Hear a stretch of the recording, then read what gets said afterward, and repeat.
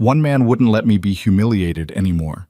But what was the price? Lena Carter thought she would marry a successful lawyer, but Victor Hale wasn't the man she believed him to be. Every day he crushed her self-respect with cruel words disguised as concern. She became smaller, quieter, invisible. Until one night at an upscale restaurant, a stranger in the shadows watched her suffer. Adrian Voss, a man whose presence commanded the room without a word.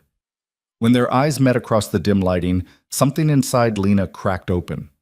For the first time in years, she felt seen, and everything that followed would tear her world apart. If you want to see how this story ends, please like this video and comment with the city you're watching from, so I can see how far my story has traveled. The restaurant was the kind of place where silence cost more than noise. Cream-colored walls, soft piano music that barely registered above a whisper. Tables spaced far enough apart that conversation stayed private. Lena Carter sat with her hands folded in her lap, watching condensation slide down her untouched water glass. Across from her, Victor Hale cut into his steak with surgical precision. "You're doing it again," he said without looking up. Lena's fingers tightened against each other. "Doing what?" "That thing with your shoulders, hunching." He gestured with his knife, still chewing. "We've talked about posture, Lena. Presentation matters. I'm sitting. You're collapsing." Victor finally met her eyes, and his expression carried that particular blend of patience and disappointment she'd come to recognize. "When we're at the firm's gala next month, people will notice these things. My colleagues, their wives. You represent me now." The word sat heavy between them. Represent, not partner, not equal. A reflection he was trying to polish into something acceptable. "I'll try harder," Lena heard herself say, and hated the automatic apology in her voice. Victor's face softened into what someone else might mistake for affection. "That's my girl. I'm not criticizing, sweetheart. I'm helping you become the best version of yourself." The best version, as if the current one was defective. Lena reached for her wine and took a longer drink than she meant to. The Pinot Noir was expensive. Victor had made sure the waiter knew he recognized the vintage, but it tasted like expensive nothing. Everything in this restaurant tasted like expensive nothing.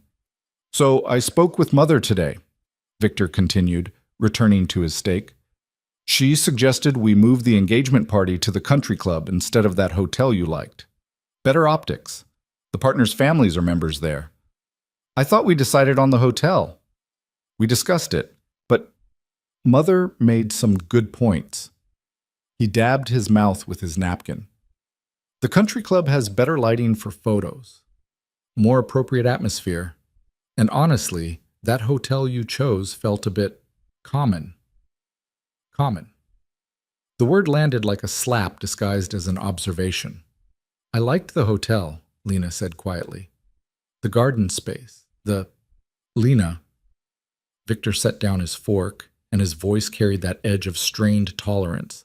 "I'm not trying to hurt your feelings, but you have to understand, this isn't just about what you like. This is about launching my career properly, our life together. Sometimes that means making mature decisions instead of emotional ones." Mature, as if wanting something of her own was childish. She looked down at her plate. Seared scallops she hadn't ordered, arranged like art she was supposed to appreciate. Victor always ordered for her. Said it showed decisiveness, saved time, prevented her from overthinking the menu. "You're right," Lena said, because agreeing was easier than the alternative. "The country club makes sense." Victor's smile returned, warm and approving. "See? This is why we work. You're learning." Learning. Like she was a project with measurable outcomes. The piano shifted into something classical and forgettable. Around them, other couples leaned close over candlelight, murmuring things that looked like intimacy from a distance. Lena wondered if any of them felt this hollow. If any of them had agreed to so many small things that they'd forgotten what wanting something actually felt like. "Oh, and we need to talk about your work situation," Victor added, cutting another precise piece of meat. Lena's stomach tightened. "What about it?" "Well," he chewed, swallowed, took a measured sip of his scotch. "I've been thinking. Once we're married, it doesn't really make sense for you to keep working at the library. The hours are inconvenient, the pay is negligible, And honestly, he paused, as if choosing his words carefully. It's not exactly the kind of position that reflects well.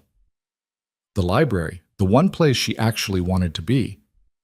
I love that job, Lena said, and her voice came out smaller than she intended. I know you do. Victor's tone was patient, indulgent. And it's sweet. But sweetheart, you're going to be my wife. The wife of a senior associate at one of the most prestigious firms in the city. You'll have responsibilities. Charity boards, social obligations, maintaining our home properly.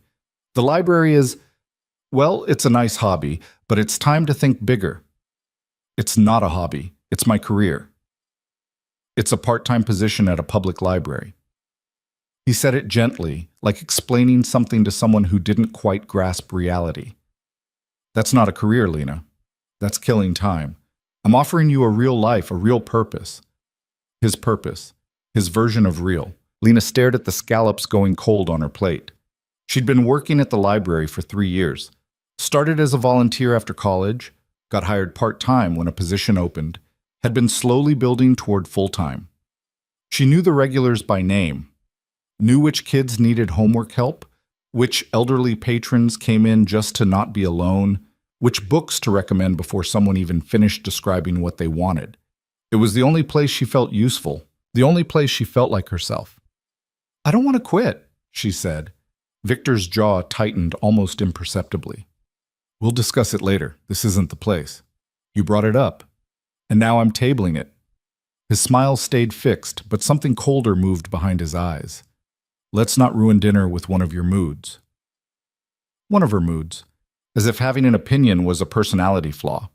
Lena felt something crack inside her chest, small but sharp. She looked away, blinking against the sudden heat behind her eyes. And that's when she saw him. A man sitting alone 3 tables away, partially obscured by shadow and the strategic placement of a decorative screen. He wasn't eating, wasn't looking at his phone. Just sitting there with a glass of something amber, his attention focused entirely on their table, on her. Their eyes met, and Lena forgot how to breathe.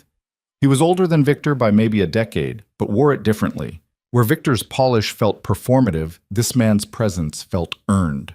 Dark hair going silver at the temples, strong features that suggested he'd lived through things that mattered, and eyes, even from across the room, that looked at her like she was a person, not a project. He didn't smile, didn't look away when caught staring, just held her gaze with something that felt like recognition, like he saw exactly what was happening at this table. Lena, Victor's voice cut through the moment. Are you even listening to me?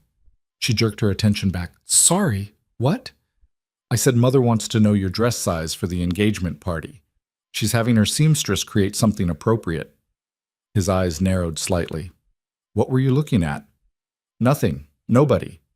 Lena reached for her wine again, needing something to do with her hands. What kind of dress?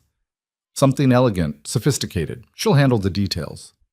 Victor checked his watch, a Rolex his father had given him when he made associate.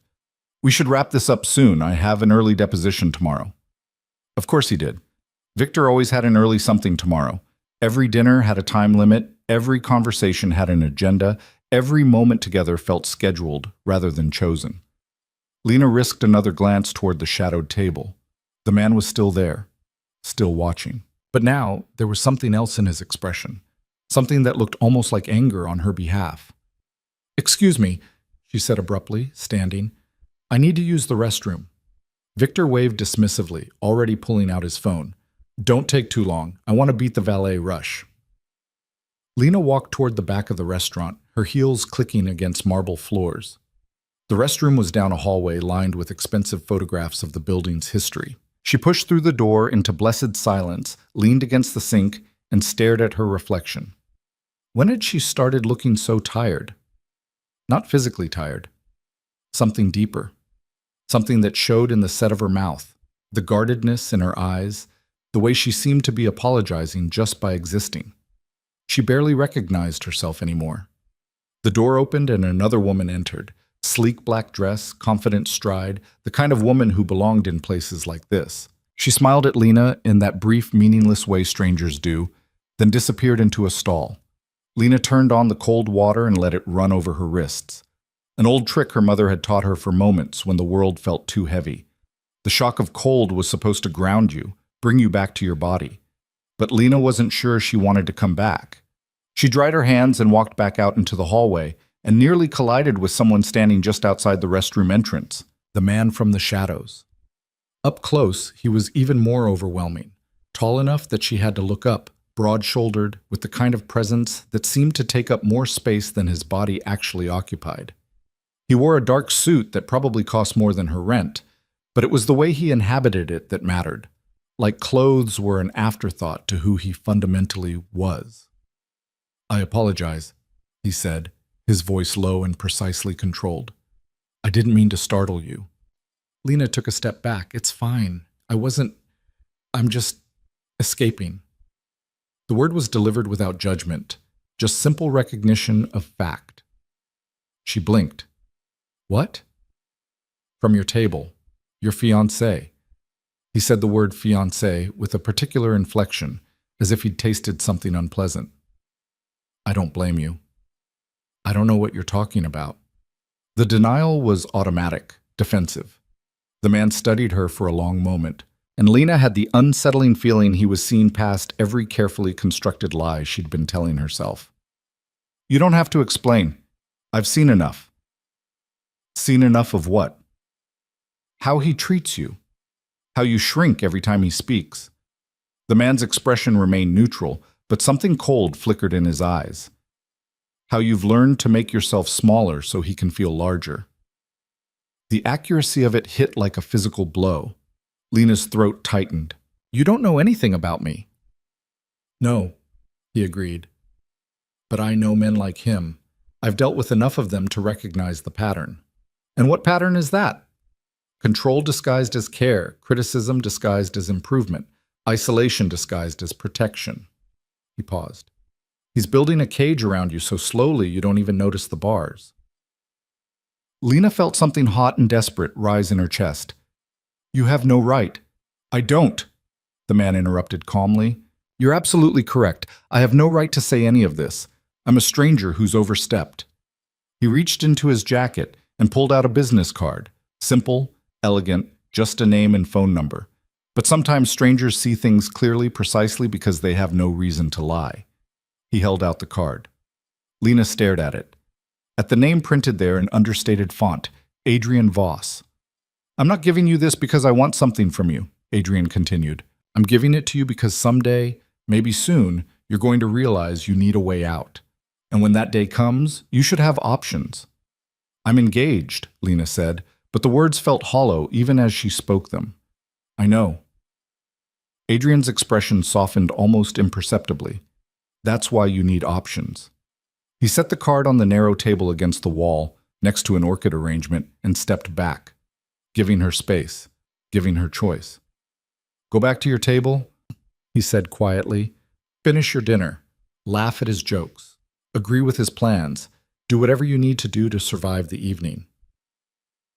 He paused. "But keep that card, and when you're ready to stop surviving and start living, call me." Then he turned and walked back toward the main dining room, leaving Lena alone in the hallway with her racing heart and the small rectangle of paper that felt like it weighed 1,000 pounds. She reached for it slowly, as if it might burn her fingers. The cardstock was heavy, expensive, just like everything else in this restaurant, just like everything in Victor's world. But it felt different in her hand. It felt like possibility. Lena slipped the card into her purse and took a shaky breath. Then she smoothed her dress, checked her reflection in the dark window of a photograph frame, and walked back to her table. Victor was still on his phone, typing rapidly with his thumbs. "Took you long enough," he said without looking up. "Everything all right?" "Fine," Lena said, sitting down. "Just needed a minute." "Well, I went ahead and ordered dessert for us. Crème brûlée to share. You don't need a whole portion anyway." He finally glanced at her and frowned. "Your face is flushed. Are you feeling sick?" "No, just warm." "Well, try to pull yourself together. The managing partner's wife just walked in, and I want to say hello before we leave." Victor straightened his tie, his attention already shifting to working the room. "Remember, let me do the talking. Just smile and agree with whatever I say." "Smile and agree." the story of her life. But Lena's hand found her purse under the table, fingers brushing against the business card inside. Adrian Voss. A stranger who'd seen her, really seen her, who'd named the things she'd been too afraid to acknowledge. A cage with bars she'd stopped noticing. The dessert arrived, and Victor took the first bite, making appreciative sounds. Perfect caramelization. See, this is why I choose the restaurants. You'd have picked somewhere with mediocre desserts. Lena took a bite without tasting it. Across the dining room, she could just see Adrian's table through the decorative screen. He was standing now, putting on an overcoat, preparing to leave. He didn't look her way again, didn't acknowledge her.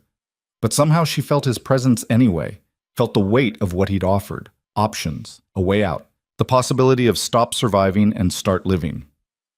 Victor paid the bill with a platinum card and a generous tip calculated to impress rather than appreciate. They stood, and he placed his hand on the small of Lena's back, proprietary, guiding, controlling her movement through the restaurant. "I'll get the car," Victor said when they reached the entrance. "Wait here, and for the love of everything, stand up straight." He walked out into the night, already on his phone again, leaving Lena in the doorway between the warm restaurant and the cold evening air. She pulled out her phone, ostensibly to check nothing, and instead found herself looking at the card she'd photographed when Victor wasn't paying attention. Adrian Voss. Just a name and a number, no title, no company, no indication of who he was or what he did. But somehow she knew. Not the details, but the essence. He was someone who held power without needing to announce it. Someone who commanded respect without demanding it. Someone who saw her not as a project to improve, but as a person with inherent worth. The opposite of Victor in every way that mattered. A black Mercedes pulled up to the curb, sleek and aggressive, and Adrian Voss emerged from the restaurant's side entrance. The valet approached, but Adrian waved him off, apparently having parked himself. He moved with the kind of efficiency that suggested he didn't waste time on unnecessary interactions. For just a moment, his eyes found Lena's across the distance. He didn't smile, didn't wave. Just gave the smallest nod, an acknowledgement, a reminder, a promise. Then he got into his car and drove away, taillights disappearing into the city's glow. "Lena!" Victor's voice cut through her thoughts. His leased BMW was at the curb, engine running. "What are you doing? Let's go." She climbed into the passenger seat, and Victor immediately launched into a monologue about the managing partner's wife's plastic surgery and whether it was good work or not. Lena made the appropriate listening sounds while staring out the window at the city sliding past. Her phone buzzed. A text from her mother. "Dinner with Victor tonight? How did it go?" Lena typed back, "Fine. Same as always." Her mother's response was immediate. "That's good, honey. He's such a catch. You're very lucky." Lucky. Everyone kept telling her how lucky she was. Successful fiancé. Nice apartment. Stable future. Everything a woman was supposed to want. So why did Lucky feel like drowning? Victor dropped her at her apartment. She'd moved in with him 6 months ago, but still thought of her old studio as her place, and kissed her forehead like she was a child being put to bed. "Get some rest," he said, "and think about what I said regarding the library. I need an answer by Friday so Mother can finalize your schedule." "But your schedule, not our schedule." Hers being organized by his mother. "Friday?" Lena echoed. "Got it." She rode the elevator to the 14th floor, let herself into the apartment that smelled like Victor's cologne and leather furniture, and stood in the middle of the pristine living room that felt like a showroom rather than a home. Everything was exactly as Victor wanted it. Minimalist, modern, expensive, nothing personal, nothing warm, nothing that suggested actual people lived here. Even the books on the shelves were arranged by color rather than content, because Victor said it looked better for photographs. Lena dropped her purse on the marble counter and pulled out Adrian's card. Really looked at it for the first time under good light. Just a name. Just a number. But holding it felt like holding evidence of her own discontentment. Proof that some part of her was still alive enough to notice the cage. She should throw it away. Should delete the photo from her phone. Should forget the whole encounter and focus on her upcoming marriage to a man who'd chosen her, who was offering her security and status and a life that looked perfect from the outside. Should. But the word had lost its power. She'd been shoulding herself into submission for so long that the muscle had atrophied. Lena set the card on the counter and stared at it while she changed into pajamas, washed her face, brushed her teeth. It sat there like a challenge, like a question she wasn't ready to answer. She picked up her phone and typed in the number. Didn't call, just saved it to her contacts under a name Victor wouldn't question if he saw it. Dr. Voss. Then she climbed into the bed she shared with Victor, who wouldn't be home until after midnight, working late as always, and stared at the ceiling in the dark. Your cage has a door. The thought arrived unbidden, in a voice that sounded like Adrian's. Calm. Certain. Non-judgmental. Your cage has a door. The question is whether you're brave enough to leave. Lena rolled onto her side and closed her eyes, but sleep felt impossible. Every time she started to drift, she saw Adrian's expression in that hallway. The way he'd looked at her like she mattered, like her unhappiness was valid, like leaving was an option, not a betrayal. Her phone buzzed on the nightstand, a text from Victor. At the office for another hour, don't wait up. Don't wait up. He never asked her to wait up, never suggested he wanted her awake when he got home. Their life together was a series of parallel schedules that occasionally intersected for meals or social obligations. Lena typed back, okay. Then she deleted it and typed, I'll be asleep. Then deleted that too and sent nothing at all. She pulled up the contact she'd saved, Dr. Voss, and stared at the number. Her thumb hovered over the call button. One tap, one moment of courage, one choice that would change everything. But what would she even say? What did someone say to a stranger who'd seen through all her careful pretending? Lena locked her phone and set it face down on the nightstand. Not tonight. She wasn't ready. Didn't even know what she'd be ready for. Just knew that something inside her had shifted at that restaurant, and putting it back was going to be impossible. She heard Victor's key in the lock around 1 a.m., heard him move through the apartment with practiced quiet, not because he cared about waking her, but because he'd perfected the routine of coming home late. Heard him pour a drink in the kitchen, check his phone one more time, finally come to bed. He didn't kiss her, didn't check if she was awake, just climbed in on his side and turned away, already scrolling through emails on his phone. Victor? Lena's voice came out small in the darkness. Do you love me? The scrolling stopped. What kind of question is that? I'm just asking. It's 1 a.m, Lena. I'm exhausted. The phone screen illuminated his face, cold and blue. Of course I love you. I'm marrying you, aren't I? That's not really an answer. It's the answer you're getting tonight. He set down his phone and rolled over, presenting her with his back. Get some sleep. We both have busy days tomorrow. Busy days, busy lives, busy existence that somehow never felt full. Lena lay there in the dark next to her fiancé and felt more alone than she'd ever felt in her life. And somewhere across the city, she imagined Adrian Voss was awake too, thinking about the woman he'd seen shrinking herself at a restaurant table, wondering if she'd be brave enough to use the number he'd given her, wondering if she'd choose the door. The question hung in the darkness, unanswered, as heavy and impossible as everything else in Lena's carefully constructed life. But for the first time in years, the question existed at all, and that, somehow, felt like the beginning of something she couldn't yet name. The library where Lena worked was a converted mansion in a neighborhood that had once been fashionable and was now just holding on. High ceilings, original woodwork, large windows that let in good light during the afternoon shift. She loved the smell of it, old paper and furniture polish, and the particular quiet that only existed in rooms full of books. Tuesday afternoon.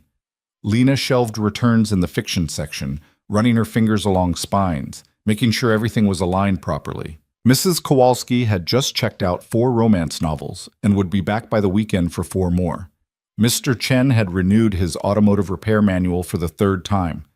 The Henderson twins were in the children's section arguing over who got to read the new graphic novel first. Normal. Familiar. Safe. You look tired. Lena turned. Her supervisor, Marcus, leaned against the end of the shelving unit with his arms crossed. He was in his 50s, had worked at this library for 20 years, and noticed everything. Just didn't sleep well, Lena said. You've been saying that a lot lately. Marcus studied her with the same careful attention he gave to rare books. Everything okay? No, Lena thought. Nothing is okay. I'm engaged to a man who makes me feel invisible. I'm planning a wedding I don't want. I'm being told to quit this job, leave this place, abandon the only thing that makes me feel useful. Everything's fine, she said out loud. Marcus didn't look convinced, but he had the grace not to push. Well, if you need to talk, I'm around. And if you need some extra hours, I've got budget for it. Sarah's taking maternity leave next month. Extra hours. The exact opposite of what Victor wanted. I'll think about it, Lena said. You do that. Marcus pushed off the shelf. Oh, and there's someone asking for you at the reference desk. Didn't give a name, just said he'd wait. Lena's heart did something complicated. What does he look like? Expensive suit. Looks like he wandered in from a different tax bracket. Marcus grinned. Not your usual crowd. Adrian. Lena's hands went cold. She set down the books she'd been shelving and walked toward the reference desk on legs that didn't feel entirely steady.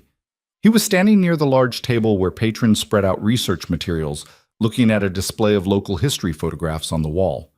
Same commanding presence as at the restaurant, but somehow different in the library's warm light. Less intimidating, more human. Mr. Voss? Lena said quietly. He turned, and something in his expression shifted when he saw her, something that looked almost like relief. Ms. Carter, I hope I'm not intruding. How did you know where I work? You mentioned it at the restaurant. He paused. Actually, your fiancé mentioned it when he was explaining why your job didn't matter. The bluntness of it stung, even though it was true. What are you doing here? Lena asked. Adrian glanced around the library, the vaulted ceiling, the afternoon light streaming through tall windows, the quiet purposefulness of the space. I wanted to see where you choose to spend your time, understand what you're being asked to give up. That's... Lena struggled for words. That's invasive. Probably. He met her eyes directly. But I needed to know if my instincts were correct. About what? About whether you deserve better than what you're getting. Adrian gestured to the library around them. This place matters to you. I can see it. The way you move through it. The way your shoulders relax when you're here versus how they were at that restaurant. Lena's throat tightened. You can't just show up where I work and... You're right. I'm overstepping again. Adrian reached into his jacket. I'll leave. But I brought you something first. Be I my child. He held out a book. Not new, but well cared for. Hardcover, beautiful binding. Lena took it automatically and read the cover. Poetry. Rainer Maria Rilke. Page 47, Adrian said, when you have a moment. Then he turned to leave, and Lena found her voice. Wait. He stopped. Why are you doing this? She asked. You don't know me. I'm nothing to you. Adrian looked back at her, and something in his expression made her breath catch. I knew someone once, someone who stayed in a cage because she thought it was safer than the alternative. By the time she was ready to leave, it was too late. What happened to her? She didn't survive it. The words were delivered without melodrama, just simple, devastating fact. I don't intervene in people's lives, Ms. Carter. I learned that lesson harshly. But when I saw you at that restaurant, saw the way you'd learned to make yourself disappear. He paused. I couldn't walk away without at least trying. Lena held the book against her chest. I'm not your second chance. No, Adrian agreed. You're your own first chance. I'm just holding a door open. Whether you walk through it is entirely your decision. Marcus called from across the library. Lena, can you help Mrs. Patterson find the large print section? 1 second, Lena called back, then looked at Adrian. I should go. Of course. He started toward the door, then paused. The book is yours. Keep it, throw it away, whatever you choose. But read page 47 first. Then he was gone, leaving Lena standing in the middle of her library with a book of poetry and a heart that felt like it was trying to break out of her chest. She waited until her shift ended, until Marcus had locked up and left, until she was alone in her car in the parking lot before she opened the book to page 47. A poem she'd read before but never really understood. About awakening. About seeing clearly after years of careful blindness. About the courage it takes to choose yourself.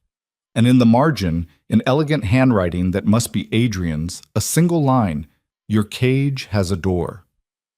Lena sat in her car as the afternoon faded into evening, reading and rereading those 5 words until they stopped feeling like an accusation and started feeling like permission. Then she drove home to the apartment that wasn't really hers, to the man who'd never really seen her, to the life she'd agreed to without ever asking what she actually wanted. But this time she knew something Victor didn't. The door was there. It had always been there. And someday soon she was going to have to decide whether she was brave enough to walk through it. Victor's calendar ruled their lives with the precision of a military campaign. Every morning at 6:30, his phone alarm shattered whatever fragile sleep Lena had managed. Every evening he texted his ETA with the expectation that dinner would be ready, or at least ordered from one of the 3 restaurants he deemed acceptable. Weekends were blocked out for networking events, firm obligations, visits to his mother's estate in Connecticut. There was no space in Victor's schedule for spontaneity, no room for deviation, which was why Lena found herself lying about needing groceries on Wednesday afternoon. "I'll be back before you get home," she told him over the phone, standing in the apartment's kitchen with her keys already in her hand. "Get the organic chicken breast from Whole Foods, not that other place," Victor said. She could hear keyboard clicks in the background. "And those crackers I like. The imported ones." "I know which ones." "Do you? Because last time you got the wrong brand." Lena closed her eyes. "I'll get the right ones." "Good. I have clients coming for drinks Friday, so we need to make sure the bar is stocked properly.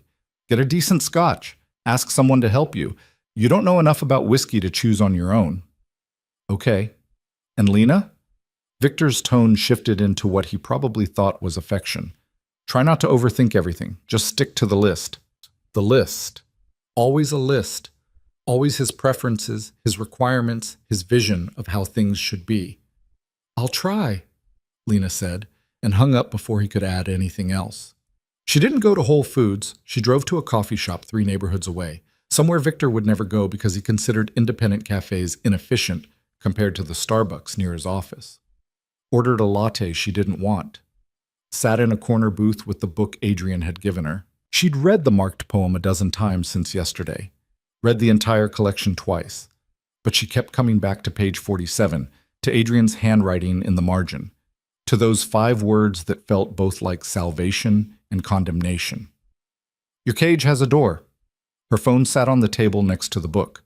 The contact labeled Dr. Voss stared back at her every time the screen lit up with some notification from Victor's calendar app, reminding her about his mother's birthday dinner next week, or the engagement party planning meeting on Saturday.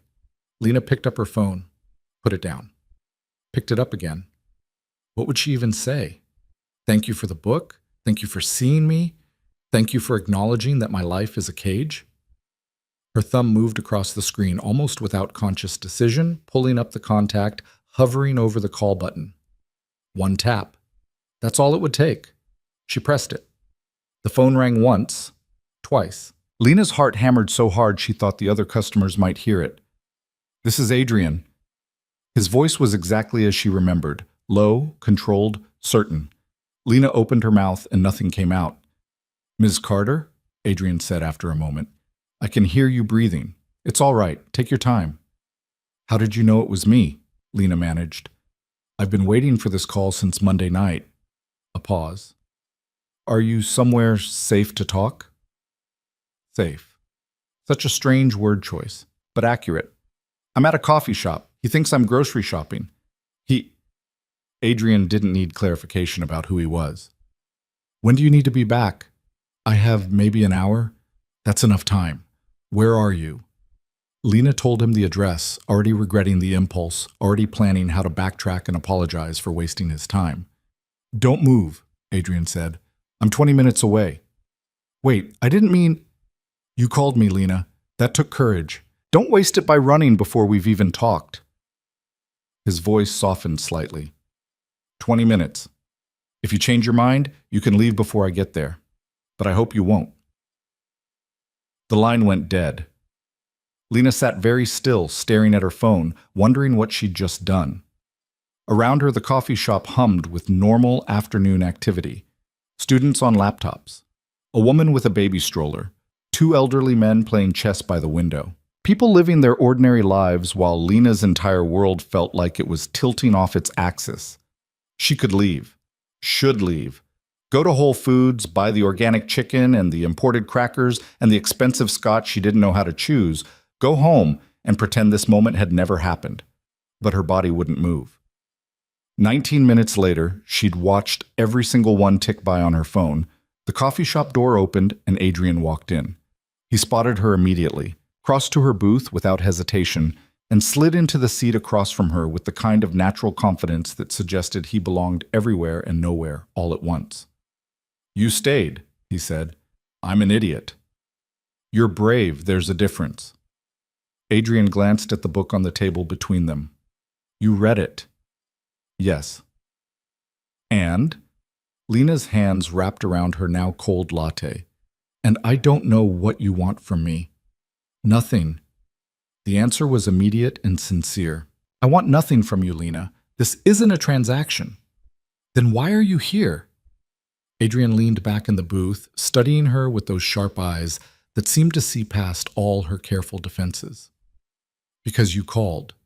Because some part of you is ready to acknowledge that your life isn't what it should be. Because I remember what it's like to watch someone choose the cage over freedom, and I won't be complicit in that again." "You don't know anything about my life." "I know your fiancé ordered your dinner without asking what you wanted. I know he criticized your posture, your choices, your career.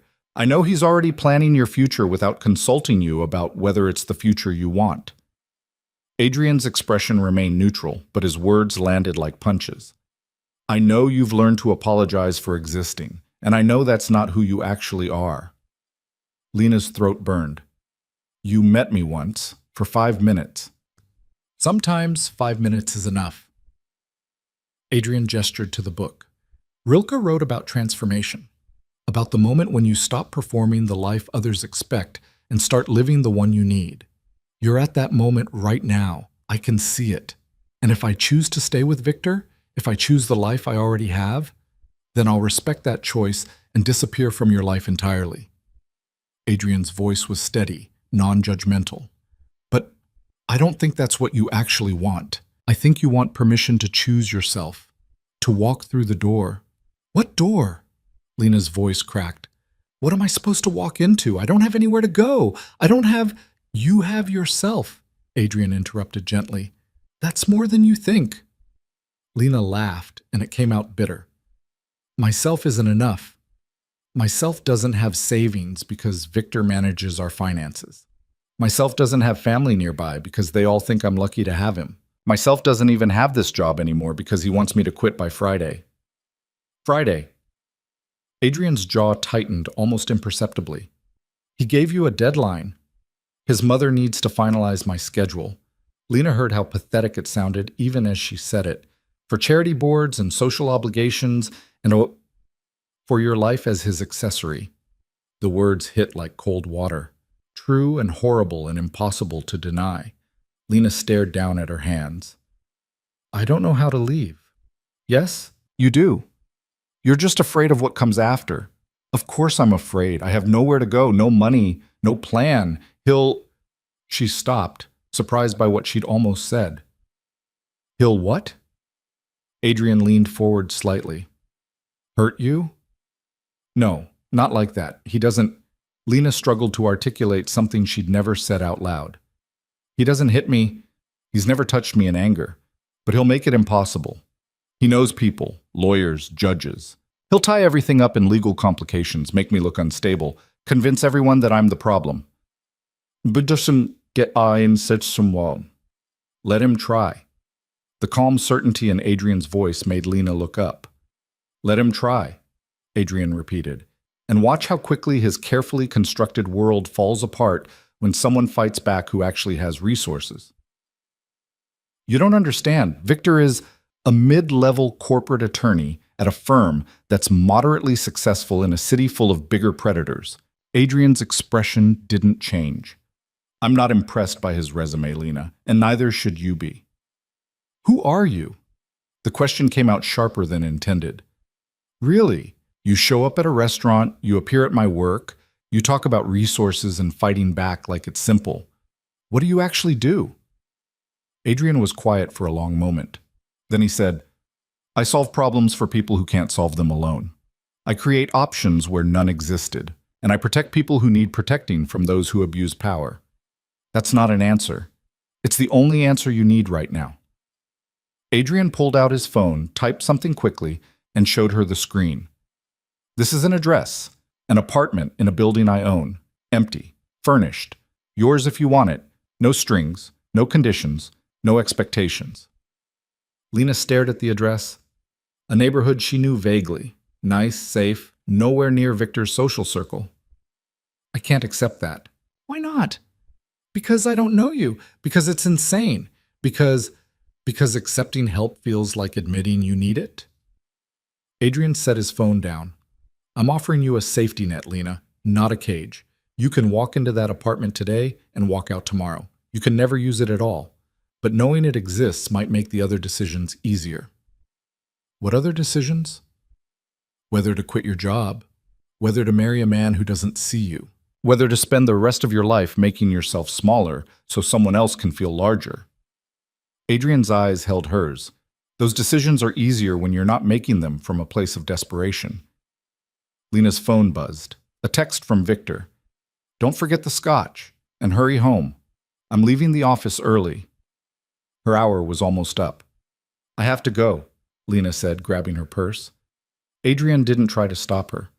The apartment will be ready tonight. I'll have a key left at the front desk under your name. Use it or don't. The choice is yours. Lena stood, clutching the book against her chest like armor. Why are you doing this?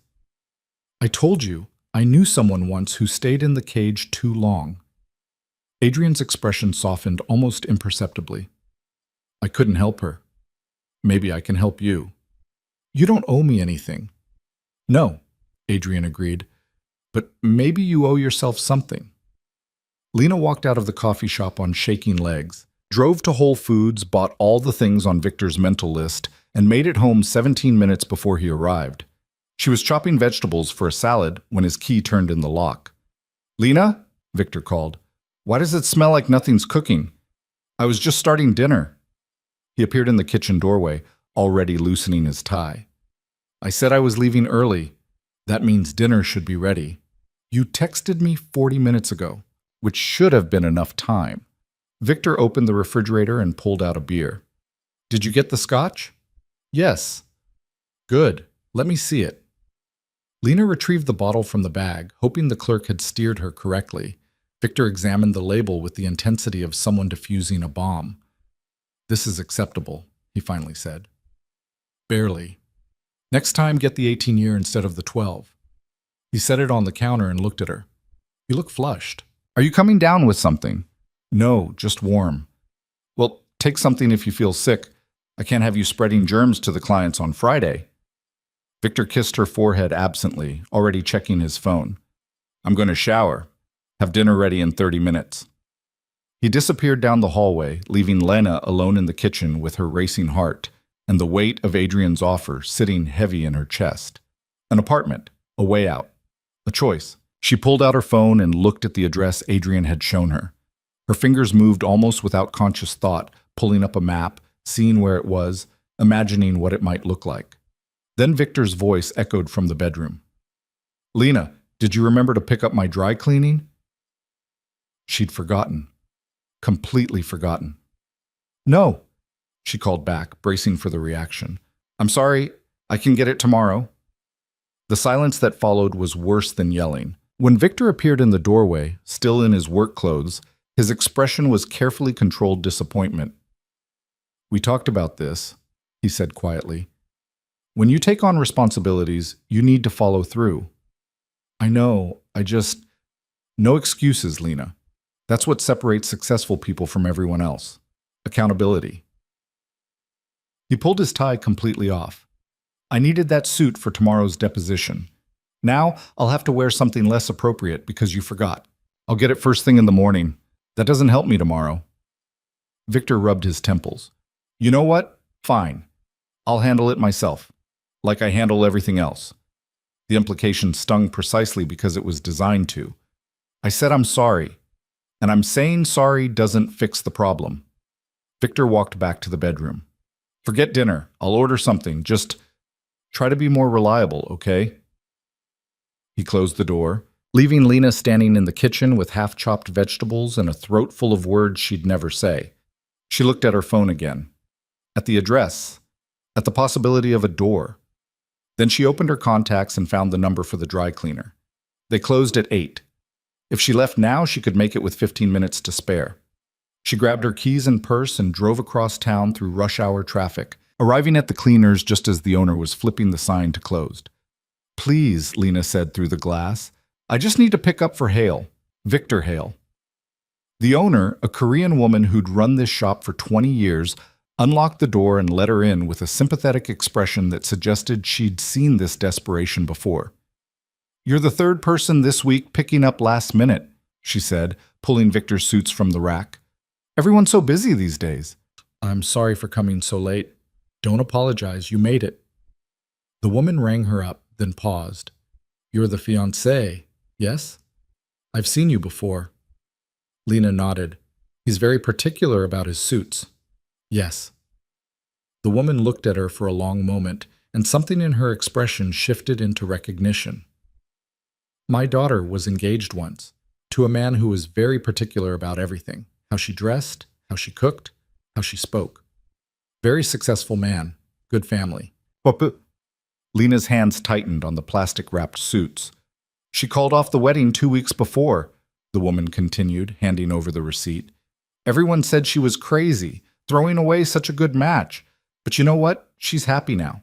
Has a little shop, sells flowers, married to a carpenter who makes her laugh. She met Lena's eyes. Particular men don't change. They just find new things to be particular about. I should go, Lena said, throat tight. Of course. The woman walked her to the door. But if you ever need somewhere to go, emergency, my daughter's shop is 3 blocks from here. We take care of people who need taking care of. The kindness was almost worse than Victor's criticism. Lena barely made it to her car before the tears came. She sat in the parking lot, crying over dry cleaning and forgotten errands and the horrible weight of knowing that even strangers could see what she'd been trying so hard to deny. Her phone buzzed. Victor, where are you? I ordered Thai food. It's getting cold. Lena wiped her eyes and typed back. Got your dry cleaning. Be home soon. His response was immediate. You didn't have to do that tonight. I said I'd handle it. Yes, Lena thought, after making me feel terrible for forgetting it in the first place. She drove home, carried the suits inside, and found Victor in the living room with takeout containers spread across the coffee table. You actually got it, he said, looking genuinely surprised. I didn't think you'd make it in time. I made it. Well, Victor gestured to the food. I got your favorite, pad thai, extra peanuts. It wasn't her favorite. She'd told him multiple times she preferred the green curry, but he always ordered pad thai because he liked it, then claimed he was doing it for her. Thank you, Lena said, because that's what she always said. They ate in front of the television while Victor scrolled through his phone and occasionally made comments about the show he'd chosen. Lena pushed noodles around her container and thought about the apartment Adrian had offered, about the Korean woman's daughter who'd called off her wedding, about the door that supposedly existed somewhere in this cage. So I talked to Mother today, Victor said during a commercial break. She wants to take you shopping this weekend for the engagement party dress. I have to work Saturday. Call in sick. Victor didn't look up from his phone. This is more important. I can't just put this, Lena. He finally met her eyes. This is my mother trying to include you, trying to help you. The least you can do is make time for her. Make time. As if Lena's time belonged to everyone except herself. What if I can't get coverage? Then quit early. Victor's tone suggested this was obvious. You're leaving that job anyway. Does it really matter if it's this Friday or next Friday? It matters to me. Why? The question was asked with genuine confusion. It's a part-time position at a public library. There's no career ladder there, no future. You're not abandoning some important calling. Lena set down her food. It's important to me. Because you don't want to face reality. Victor's voice took on that particular edge of patience stretched thin. Because you're afraid of change. I get it, Lena. Change is scary. But I'm offering you something better. A real life. A real purpose. What if this is my real purpose? Shelving books? Victor laughed, not unkindly, but with the condescension of someone explaining basic math to a child. Come on, you're smarter than that. You don't know what I am. The words came out sharper than Lena intended. Victor's expression shifted, surprise first, then something harder. Excuse me? You don't know what I am, Lena repeated, her heart hammering. What I want, what matters to me. You've decided all of it without asking. I know you better than you know yourself. Victor set down his phone, giving her his full attention now. I know you're insecure. I know you need structure and guidance. I know you'd fall apart without someone helping you make decisions. That's not help. That's control. It's leadership. Victor's voice hardened. And frankly, you should be grateful for it. Do you know how many women would love to be in your position? Do you have any idea how lucky you are? Lucky. That word again. I don't feel lucky, Lena said quietly. Because you're depressed, or anxious, or whatever it is that makes you like this. Victor stood, looking down at her with an expression that might have been concern if it weren't so thoroughly laced with frustration. Maybe you should see someone, a therapist. Get on medication. Mother knows an excellent psychiatrist. I'm not depressed. You're crying over dry cleaning and arguing about a library job. That's not normal, Lena. That's not healthy. The gaslighting was so smooth it almost worked, almost made her question her own reality. But then Lena thought about Adrian's voice. You've learned to apologize for existing. She thought about the Korean woman's daughter who'd walked away. She thought about the door. I need some air, Lena said, standing. It's 9:30 at night. I'll walk around the block. In the dark? Alone? Victor shook his head. Absolutely not. Sit down. We'll finish dinner and talk about this rationally. I don't want to talk rationally. I want to walk. Lena. She grabbed her keys and left before he could finish the sentence. Rode the elevator down 14 floors, walked out into the cool night air, and kept walking. Not around the block. Down the street, through the neighborhood, into territory she didn't know. She walked until her feet hurt and her breath came hard, and the apartment building was far enough behind her that she could pretend it didn't exist. When she finally stopped, she found herself outside a tall glass building in a neighborhood she'd only driven through before. Nice. Quiet. Safe. The address Adrian had given her. Lena stood on the sidewalk staring up at the lit windows, wondering which one might be empty and waiting. The doorman inside the lobby noticed her through the glass, opened the door. Can I help you, miss? Lena's voice failed, started again. Is there a key here for Carter? The doorman checked his logbook, then pulled an envelope from a drawer. Ms. Lena Carter? Yes. He handed her the envelope. Inside was a single key on a simple ring and a note in Adrian's handwriting. Apartment 2407. No pressure, no timeline, just options. The doorman waited patiently, not asking questions, not judging. Can I... Lena swallowed. Can I see it? Of course. I'll take you up. The elevator was smooth and quiet. The hallway on the 24th floor was carpeted in something soft and expensive. Apartment 2407 had a simple brass number plate and a door that opened when the key turned. Inside was everything Adrian had promised. Furnished, clean, neutral, but warm. A one-bedroom with large windows overlooking the city. A kitchen that actually had counter space. A bathroom with a tub instead of just a shower. And silence. The kind of silence that felt like peace instead of tension. Lena stood in the middle of the empty living room and felt something crack open in her chest. Not grief exactly. Something bigger. Something that felt like recognition. This could be hers. This space, this silence, this possibility. All she had to do was walk through the door. Her phone buzzed. Victor. Where are you? You've been gone 40 minutes. This is ridiculous. Lena looked around the apartment one more time. at the space that wasn't filled with Victor's furniture and Victor's choices and Victor's version of who she should be. Then she locked the door and gave the key back to the doorman. "I'm not ready," she told him. He nodded like he understood. "The key will be here when you are." Lena walked back through the night to the apartment she shared with Victor, rode the elevator up, and found him waiting in the doorway with his arms crossed. "That was over an hour," he said. "I was about to call the police. I needed space." "Space to do what? Wander around like a crazy person?" Victor's frustration was palpable. "You're acting insane, Lena. Over what? A job? A shopping trip? What is actually wrong with you?" "Everything," Lena thought. "Everything is wrong, and you're so determined not to see it that you've convinced yourself I'm the problem." But out loud she said, "I'm tired. I'm going to bed. We're not done talking about this." "Yes, we are. For tonight." She walked past him into the bedroom, closed the door, and leaned against it with her eyes shut. Tomorrow she would have to decide about the library job, about Victor's mother and the shopping trip, about the engagement party and the wedding and the rest of her life stretching out in a predictable line of other people's decisions. But tonight, she knew something Victor didn't. There was an apartment on the 24th floor of a building across town with her name on the key. There was a door, and knowing it existed changed everything. Friday arrived with the weight of an ultimatum.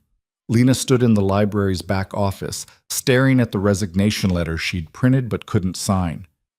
2 paragraphs of professional courtesy thanking them for the opportunity and announcing her departure effective immediately. Victor's deadline, his mother's schedule, his version of Lena's future. Marcus knocked on the doorframe. "You've been in here for 20 minutes. Everything okay?" Lena looked up at her supervisor, at this man who'd given her a chance 3 years ago when she'd had nothing but a college degree and desperation. "Victor wants me to quit." "I know." Marcus leaned against the doorframe. "You've been circling it for weeks. I'm not stupid." "I don't want to leave." "Then don't." "It's not that simple." Marcus was quiet for a moment, then walked in and closed the door behind him. "My wife left me 8 years ago, packed up while I was at work, took half the furniture, and disappeared to Colorado with a ski instructor named Brett." Lena blinked at the non sequitur.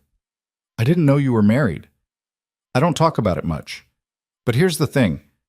She didn't leave because I was terrible. I wasn't. I was just absent, present in body, gone in every other way that mattered. And by the time I noticed, she'd already checked out." He picked up the unsigned resignation letter. "This is you checking out, letting someone else make decisions because it's easier than fighting. You don't understand this situation.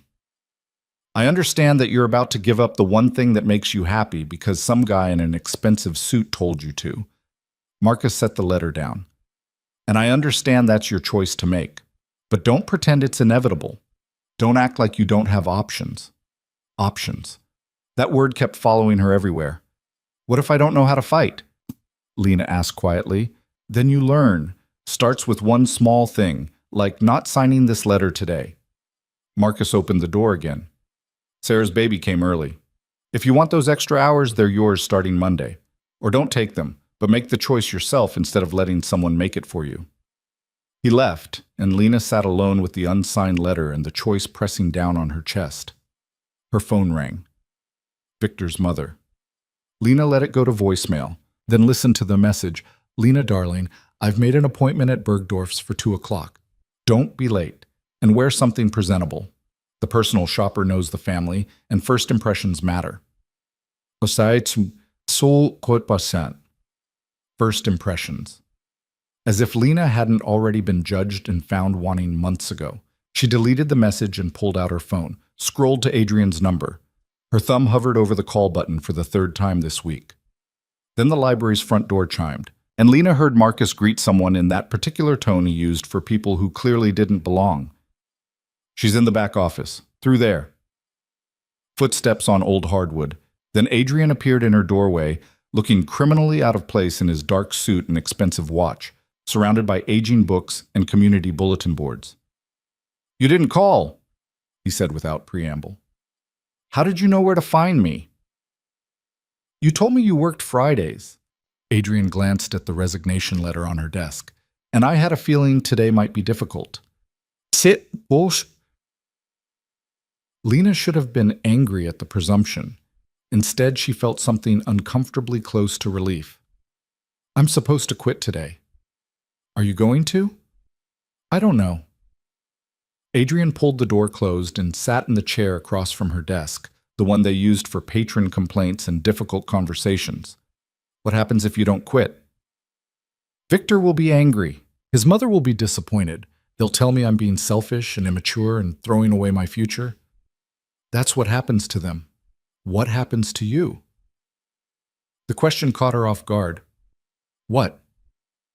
If you don't quit, what happens to you? Adrian leaned forward slightly.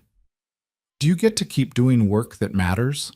Do you get to maintain some small piece of yourself that isn't controlled by someone else? Do you get to prove you're capable of making your own decisions? It's just a library job. It's never just anything. It's the first domino. Adrian's expression was steady, certain. You quit today, and next it's your friends, then your hobbies, then any opinion that doesn't match his. Before you know it, you're not a person anymore. You're a reflection of someone else's requirements. Lena felt tears burn behind her eyes. You make it sound so calculated. Because it is. Men like Victor don't accidentally control people. They do it systematically, piece by piece, until you can't remember what you wanted before they told you what to want. And what do you want from me? The question came out sharper than intended. Why do you keep showing up? What's in this for you? Adrian was quiet for a long moment. Then he said, her name was Elena, my sister. Older by 3 years, smarter than anyone I've ever met, and absolutely convinced she'd found the perfect husband. Lena's breath caught. He was charming, successful, from a good family, everything our parents wanted for her. Adrian's voice remained controlled, but something darker moved beneath it. He isolated her slowly, convinced her that her career was causing stress in their marriage, that her friends were toxic influences, that she'd be happier if she just trusted his judgment.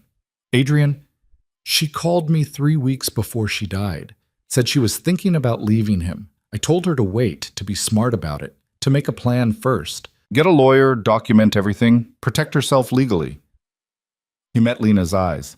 She waited. He found out she was planning to leave, and he made sure she never got the chance. The words landed like stones in still water. I'm sorry, Lena whispered. I don't want your sympathy. I want you to understand why I'm here. Adrian's jaw tightened. I failed her, told her to be cautious when I should have told her to run, and I've spent the last 6 years making sure I never make that mistake again. I'm not your sister. No, but you're in the same trap she was, and I'm not going to watch it happen again without at least trying. Lena looked down at the resignation letter, at the choice she'd been avoiding. What if I leave Victor and it's worse? What if I can't make it on my own? Then you fail. You struggle. You figure it out anyway. Adrian's voice softened, but at least you'll fail on your own terms instead of succeeding at being someone else's possession. A knock on the door. Marcus poked his head in. Sorry to interrupt, but you've got someone here to see you. Says she's Victor's mother? Lena's stomach dropped. She's here? Waiting in the main room. Looks like she's never been in a public library before. Marcus glanced at Adrian, clearly piecing together that this wasn't a normal patron interaction. Want me to tell her you're busy? Before Lena could answer, Eleanor Hale appeared behind Marcus, her designer handbag clutched like a weapon, and her expression radiating polite disapproval. Lena, darling, I've been calling you. Eleanor's eyes swept over the office, over Adrian, over everything with the kind of assessment that found it all wanting. We're going to be late for Bergdorf's. I'm working, Lena said. Oh, surely they can spare you for a few hours. Eleanor smiled at Marcus with the condescension of someone who'd never worked retail. Can't you, dear? Marcus's expression went carefully neutral. Actually, we're short-staffed today. Well, Eleanor turned back to Lena. Then I suppose you'll need to make a choice. Your responsibilities to this family, or... She gestured vaguely at the library around them. This, the casual dismissal of everything Lena cared about, crystallized something in her chest. She stood, slowly, feeling Adrian's presence at her back like a tether to something solid. I choose this, Lena said. Eleanor blinked. Excuse me? I choose the library. I'm not quitting. I'm not going shopping. I'm working. Lena, I don't think you understand what you're saying. Eleanor's voice took on that patient tone that meant she was preparing to explain reality to someone too dim to grasp it. Victor and I have made plans. Plans that involve you being available for certain obligations. You can't just... Yes, I can. Lena's heart hammered, but her voice stayed steady. I can choose my own schedule, my own job, my own life. Your own, Eleanor laughed, sharp and disbelieving. Darling, you're about to marry into a family with certain expectations, certain standards. This little rebellion might feel empowering right now, but it's incredibly selfish. Selfish to want to keep my job? Selfish to prioritize your ego over your fiancé's career. Eleanor's expression hardened. Victor has worked very hard to build his reputation. He needs a wife who understands how to be an asset, not a liability. And this, she gestured at the library again. This is a liability. Adrian stood.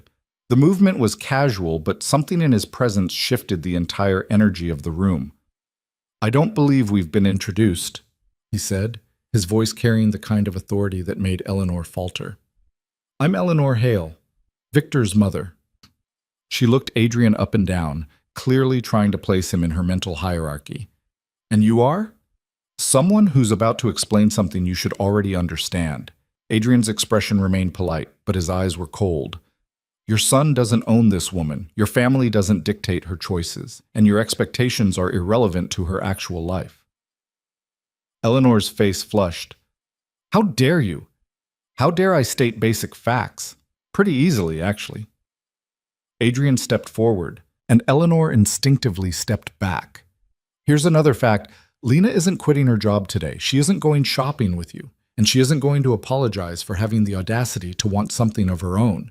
This is outrageous. Victor will hear about this. I'm counting on it. Adrian pulled out his phone and made a show of checking something. In fact, why don't we call him right now? Have this conversation all together. Eleanor's eyes narrowed. Who are you? Someone with significantly more resources than your son, and significantly less patience for bullies who hide behind social niceties. Adrian's smile didn't reach his eyes. Now, I believe Lena told you she's working. That means this conversation is over. Marcus, who'd been watching the entire exchange with poorly concealed fascination, stepped forward. I'm going to have to ask you to leave, ma'am. We don't allow harassment of our staff. Harassment?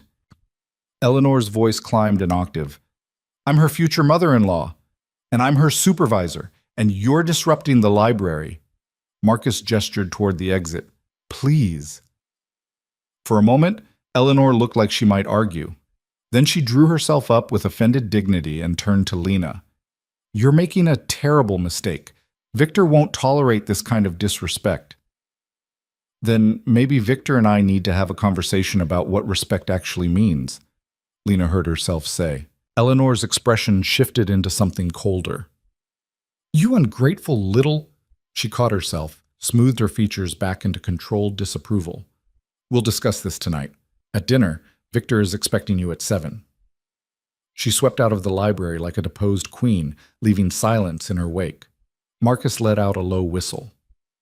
Well, that was something. Lena's legs felt unsteady. She sank back into her chair, adrenaline making her hands shake. Adrian crouched beside her desk, bringing himself to eye level. You okay? I just told off Victor's mother. You set a boundary. There's a difference. She's going to tell Victor. He's going to... Lena couldn't finish the sentence, couldn't articulate the storm she'd just invited. He's going to what? Adrian's voice was calm, grounding. Be angry? Probably. Try to punish you? Almost certainly. But here's the thing, Lena. He was always going to do that. Every time you asserted yourself, every time you wanted something he didn't approve of, he was always going to make you pay for it. So what's the point? The point is you're not negotiating with someone who respects you. You're fighting for your right to exist as yourself. Adrian stood. And that fight doesn't end. It just gets clearer. Marcus cleared his throat from the doorway. I'm going to give you two some privacy. Lena, take whatever time you need. Okay. He left, and Lena stared at the unsigned resignation letter on her desk. Then, deliberately, she picked it up and fed it through the shredder. The mechanical whir felt like punctuation. I need to tell Victor she said, face to face, before his mother poisons it completely. When? Tonight, the dinner she mentioned. Lena looked at Adrian. He's going to fight dirty. Let him. Adrian pulled out his phone and typed something. But don't go alone. Meet him somewhere public. Somewhere he can't control the situation. He wanted me to cook dinner at the apartment. Of course he did. Private, controlled, with you playing hostess in his space. Adrian showed her his phone screen, a restaurant address. Meet him here instead, 7 o'clock. I'll be at the bar. You won't see me, but I'll be close if you need backup. I can't ask you to, You're not asking. I'm offering. Adrian's expression was resolute. You've spent months making decisions alone while being told you couldn't handle it. Tonight, you don't have to be alone. Lena wanted to argue, wanted to prove she could do this herself, but the truth was she was terrified. Terrified of Victor's anger, of his mother's disappointment, of the entire careful world she'd been trying to fit into crumbling around her. Okay, she whispered. Okay. Adrian nodded and headed for the door, then paused. Lena, what you did just now, standing up to Eleanor, that took real courage. It felt like stupidity. Courage usually does. That's how you know it's the real thing. He left without waiting for a response. Lena sat in her office for another 10 minutes, trying to process what had just happened. Then her phone rang. Victor. She let it ring 4 times before answering. Hello. My mother just called me. Victor's voice was tight with barely controlled fury. She said you embarrassed her at that library, in front of some man. Want to explain what the hell that was about? I told her I'm not quitting my job. We discussed this, Lena. You agreed, but... No, you decided. I never agreed. Silence on the other end, then... Are you seriously doing this right now? Picking a fight over nothing? It's not nothing to me. It's a part-time library position. Victor's voice rose. You're throwing away our future over shelving books. I'm keeping one thing that's mine, that's all. Everything you have is yours. I've given you everything. The statement was so absurd that Lena almost laughed. You've given me what you wanted me to have. There's a difference. Jesus Christ, Victor's frustration bled through the phone. Who have you been talking to? Who's putting these ideas in your head? Nobody needs to put ideas in my head, Victor. I'm capable of thinking for myself. Are you? Because this doesn't sound like you. This sounds like someone with an agenda. A pause. Who was the man my mother mentioned? A friend. What friend? You don't have friends. The casual cruelty of it stung precisely because it was partially true. Victor had systematically discouraged every friendship Lena had tried to maintain, had made plans that conflicted with their events, had criticized them until she'd stopped trying. I have more than you think, Lena said quietly. Are you cheating on me? The question was asked with genuine shock, as if the idea was absurd. No. Then who is he? Someone who sees me as a person instead of a project. Victor was quiet for a long beat. When he spoke again, his voice had shifted into that dangerous calm. We need to talk, tonight, properly. I agree. Come home. I'll leave work early. We'll have dinner, work this out like adults. I'm not coming to the apartment. We'll meet at a restaurant. Lena gave him the address Adrian had sent. 7 o'clock. Lena, 7 o'clock, Victor, or we don't talk at all. She hung up before he could respond, and immediately felt like she might throw up. The rest of her shift passed in a blur.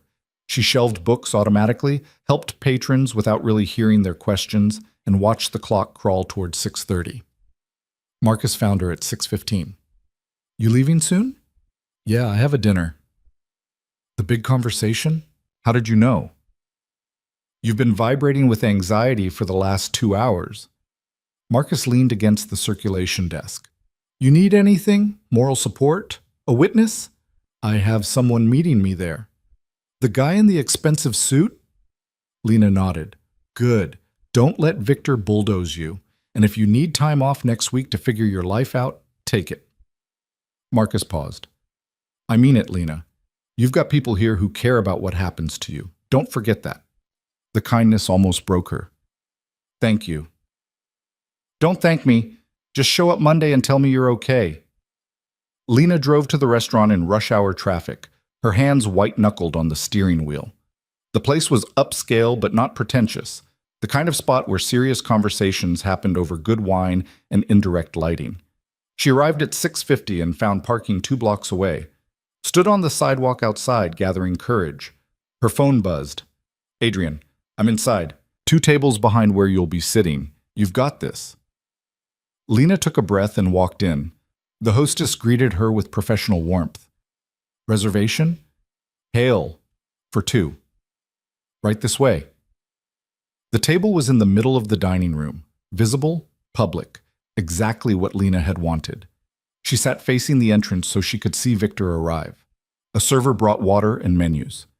Lena didn't look at hers, didn't look around for Adrian, even though she could feel his presence like a steadying weight. Victor walked in at 7:03, already loosening his tie, scanning the room with the kind of irritation that suggested this was a massive inconvenience. He spotted Lena and crossed to the table without acknowledging the hostess. This is dramatic, he said, sitting down. Meeting in public like we're negotiating a business deal. I wanted neutral ground. Neutral. Victor picked up the menu, set it down without reading it. You've been watching too many movies. This is us, Lena. We don't need neutral ground, we need honesty. Okay, honestly, I'm not quitting my job. We'll come back to that. Victor signaled the server. Scotch, neat, and she'll have white wine. I'll have water, Lena said. Victor's eyes narrowed. Since when do you not drink? Since I want to have this conversation sober. The server retreated, clearly sensing tension. Victor leaned back in his chair and studied Lena with the same assessing look he probably used in depositions. You've changed, he said finally. Have I? You're argumentative, defensive, picking fights over nothing. He paused. My mother thinks you're having an affair. I'm not. Then explain the man she saw today, the one who spoke to her like she was nothing. He's someone who helped me realize I have options. Options. Victor's laugh was sharp. What options? You don't have money. You don't have family here. You don't have anywhere to go. I'm your option, Lena. I'm the only option that makes sense. Maybe sense isn't what I want anymore. Then what do you want? To struggle? To live paycheck to paycheck in some terrible apartment, working a dead-end job? Victor's voice took on that patient, explaining tone. I'm offering you security, stability, a real future. And you're throwing it away because some stranger told you that you deserve better? He didn't tell me I deserve better. He showed me that I'd forgotten I deserve anything at all. Victor's jaw tightened. Who is he? It doesn't matter. It matters to me. Is he the reason you're acting insane? Is he promising you something he can't deliver? He's not promising me anything. He just gave me space to think. Think about what? Victor leaned forward, and something desperate flickered across his expression. About leaving me? About throwing away everything we've built? What have we built, Victor? Really? What do we have that's ours instead of yours? Are you kidding me right now? Victor's voice rose slightly, and he caught himself, glanced around the restaurant, lowered it again.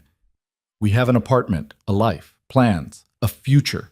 You have plans. You have a future. I'm just supposed to fit into it. That's how marriage works, Lena. Compromise, partnership. Partnership means I get a say. Compromise means we both give something up. What have you given up for me? The question seemed to genuinely confuse him. I've given you everything you need. Need according to who? To reality, to logic. Victor's frustration was building.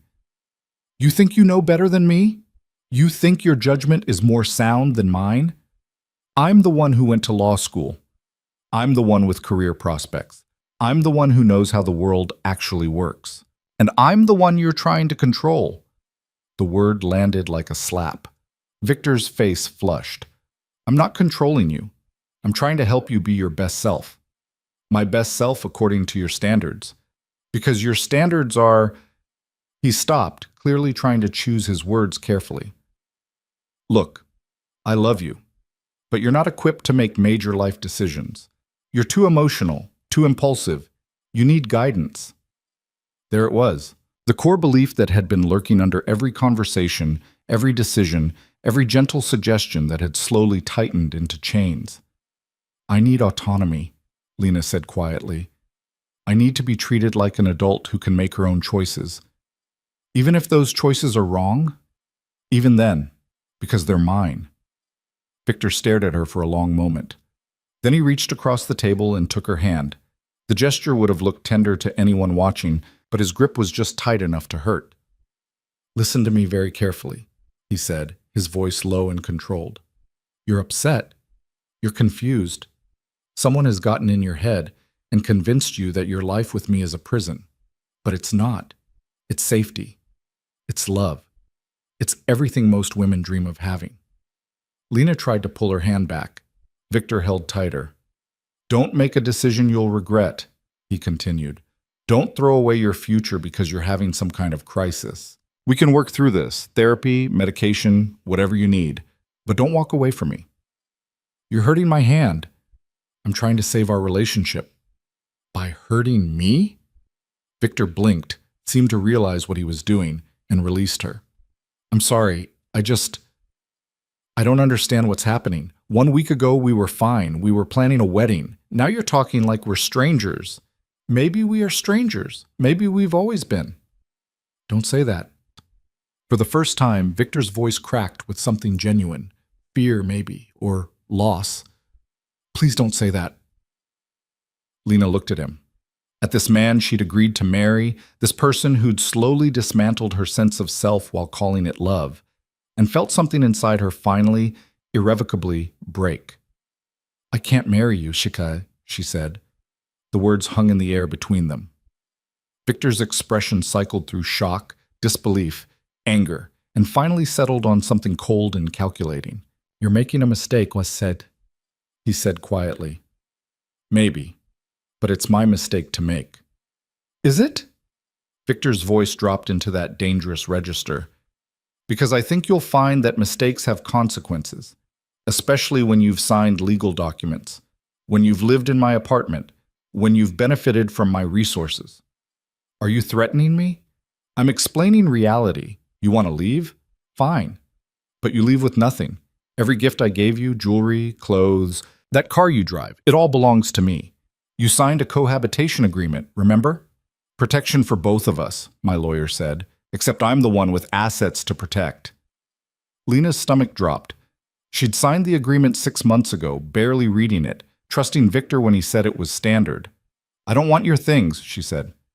Good, because you're not getting them. Victor's smile was thin and cruel. And I hope your new friend is ready to support you, because I'll make sure no law firm in this city hires you for anything above secretarial work. I know people, Lena. I have connections, and I will burn every bridge you try to build. You can't do that. Watch me. Victor stood, threw cash on the table for his untouched scotch. You want independence? Enjoy it, alone, struggling, realizing too late that you had everything and threw it away for nothing. He walked out without looking back. Lena sat frozen, feeling the entire restaurant's eyes on her, even though realistically no one was paying attention. Her hands shook, her breath came short and fast. Then someone slid into the seat Victor had vacated. Adrian, breathe, he said calmly. You're okay. You're safe. He's going to destroy me. No, he's going to try. There's a difference. Adrian's expression was controlled fury. And he's going to fail. You don't know what he's capable of.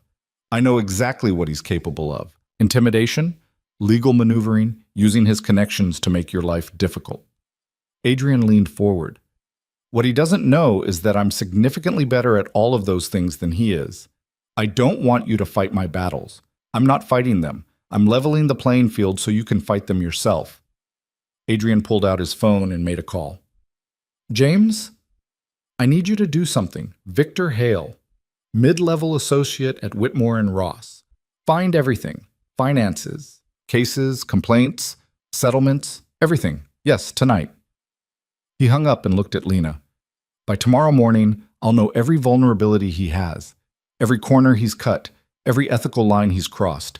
And if he tries to bury you, I'll bury him deeper. Why? The word came out broken.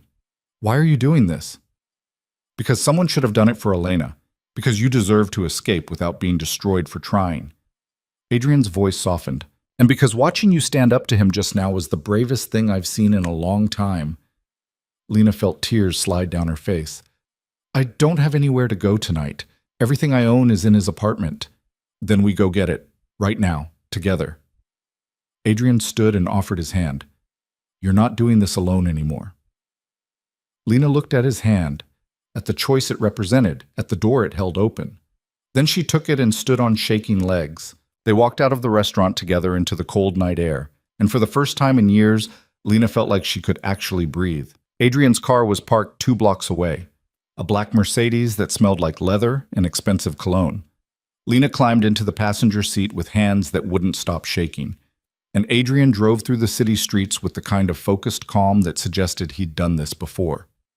He'll be there, Lena said as they approached Victor's building. He left before me. He's probably already inside, waiting. Good. Let him wait. Adrian pulled into the parking garage and found a spot near the elevator.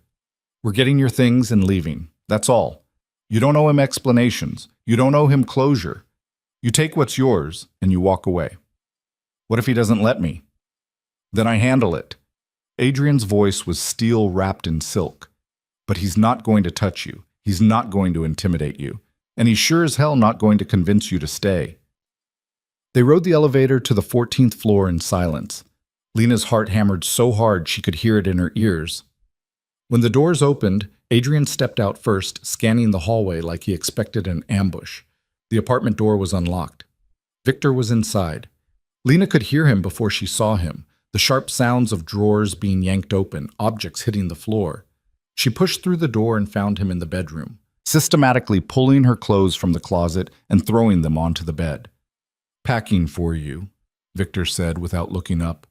Thought I'd save you the trouble. Victor, don't. He finally met her eyes, and his expression was cold in a way she'd never seen before. You made your choice. Now live with it. Adrian appeared in the doorway, filling the space with quiet menace. Victor's eyes narrowed. Who the hell are you? The person making sure this stays civil, Adrian said evenly. This is my home. You have no right to be here. And Lena has every right to retrieve her belongings. So how about you step aside and let her do that? Victor's jaw clenched. He looked between Adrian and Lena, clearly doing calculations about how this would play.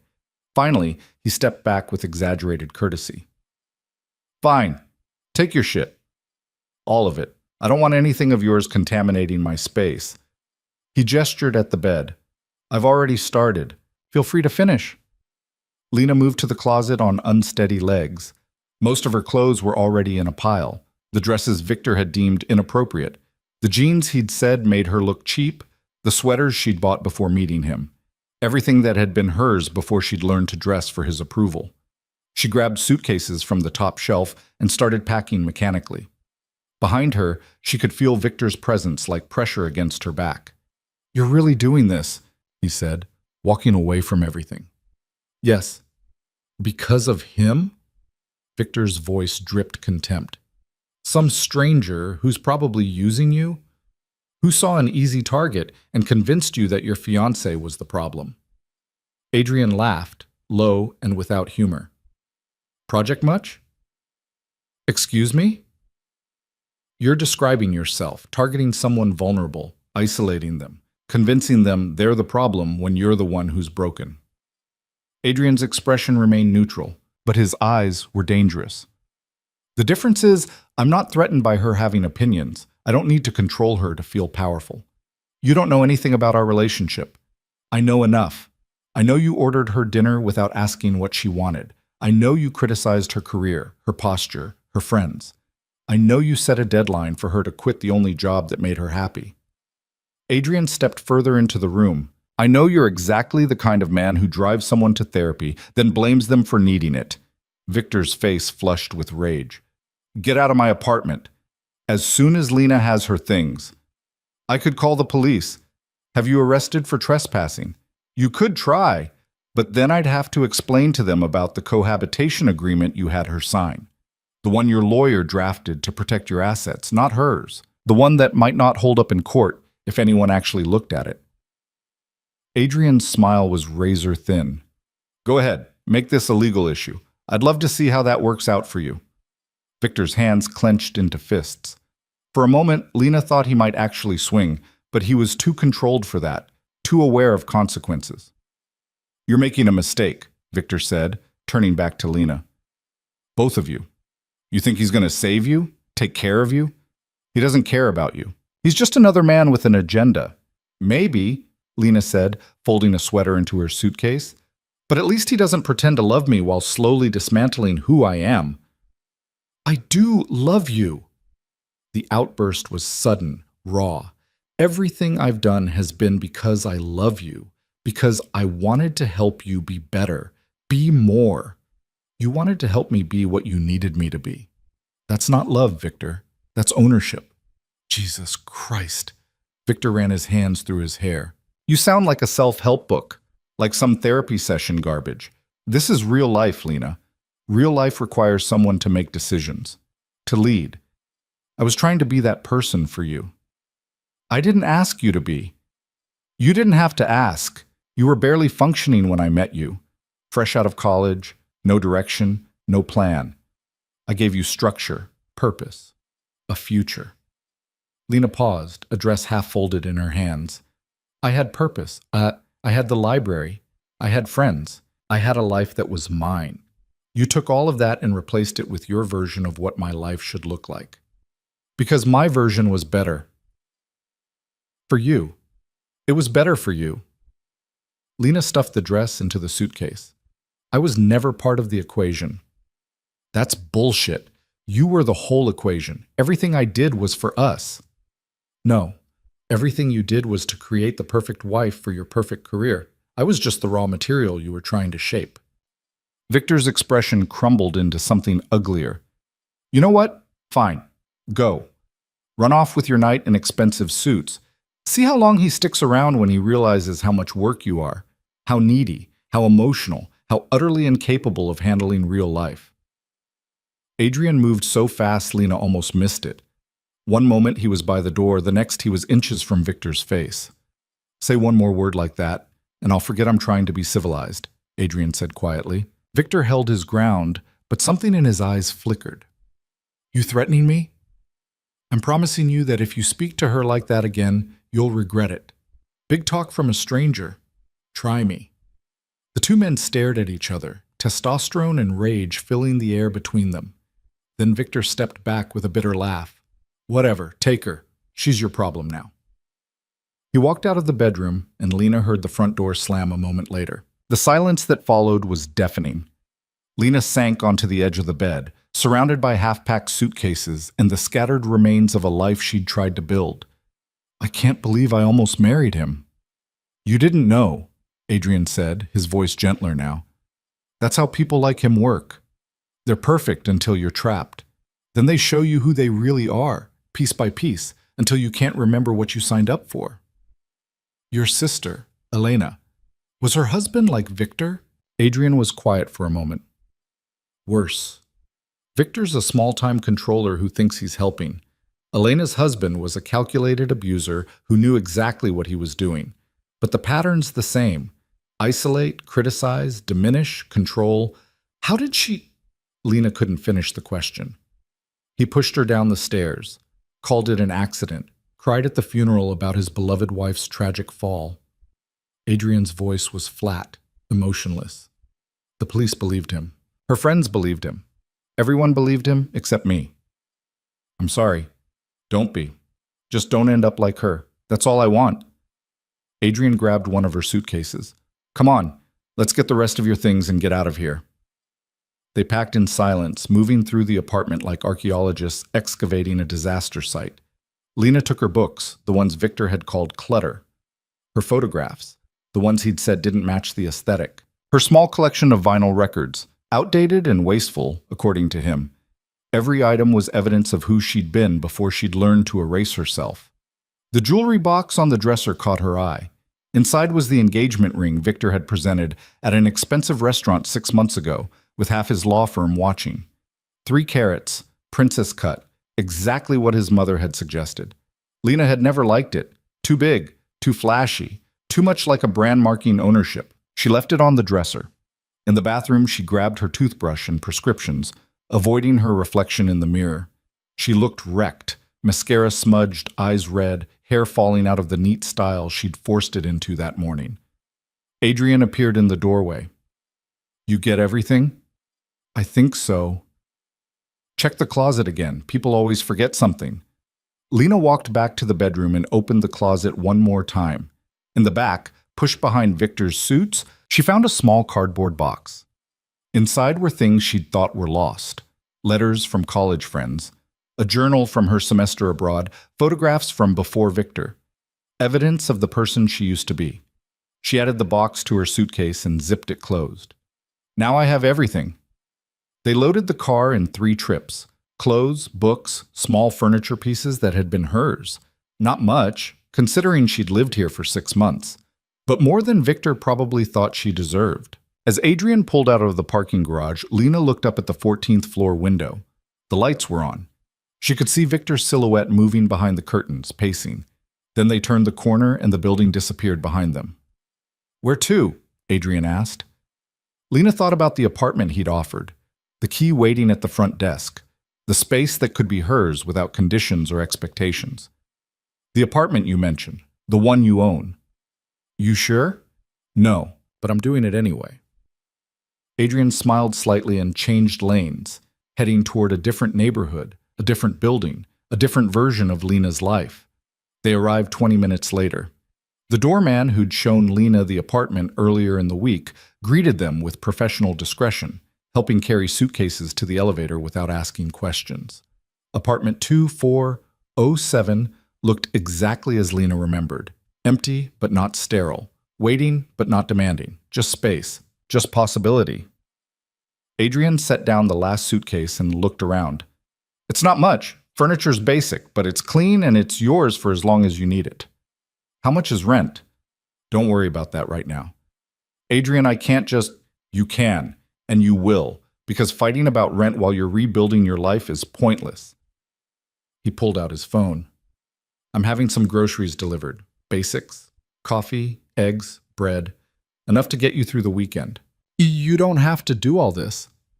"I know. I'm doing it anyway." Adrian met her eyes.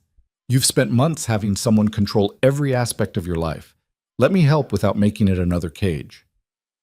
Lena looked around the empty apartment, at the suitcases scattered on the floor, at the windows overlooking a city that suddenly felt full of possibilities instead of threats. "Thank you, Ed," she said quietly, "for everything. For seeing me when I'd stopped seeing myself." "You don't need to thank me. Just promise you'll actually live here. Actually choose yourself." Adrian walked to the door, then paused. "And call me if Victor tries anything. Harassment, legal threats, showing up at the library, anything.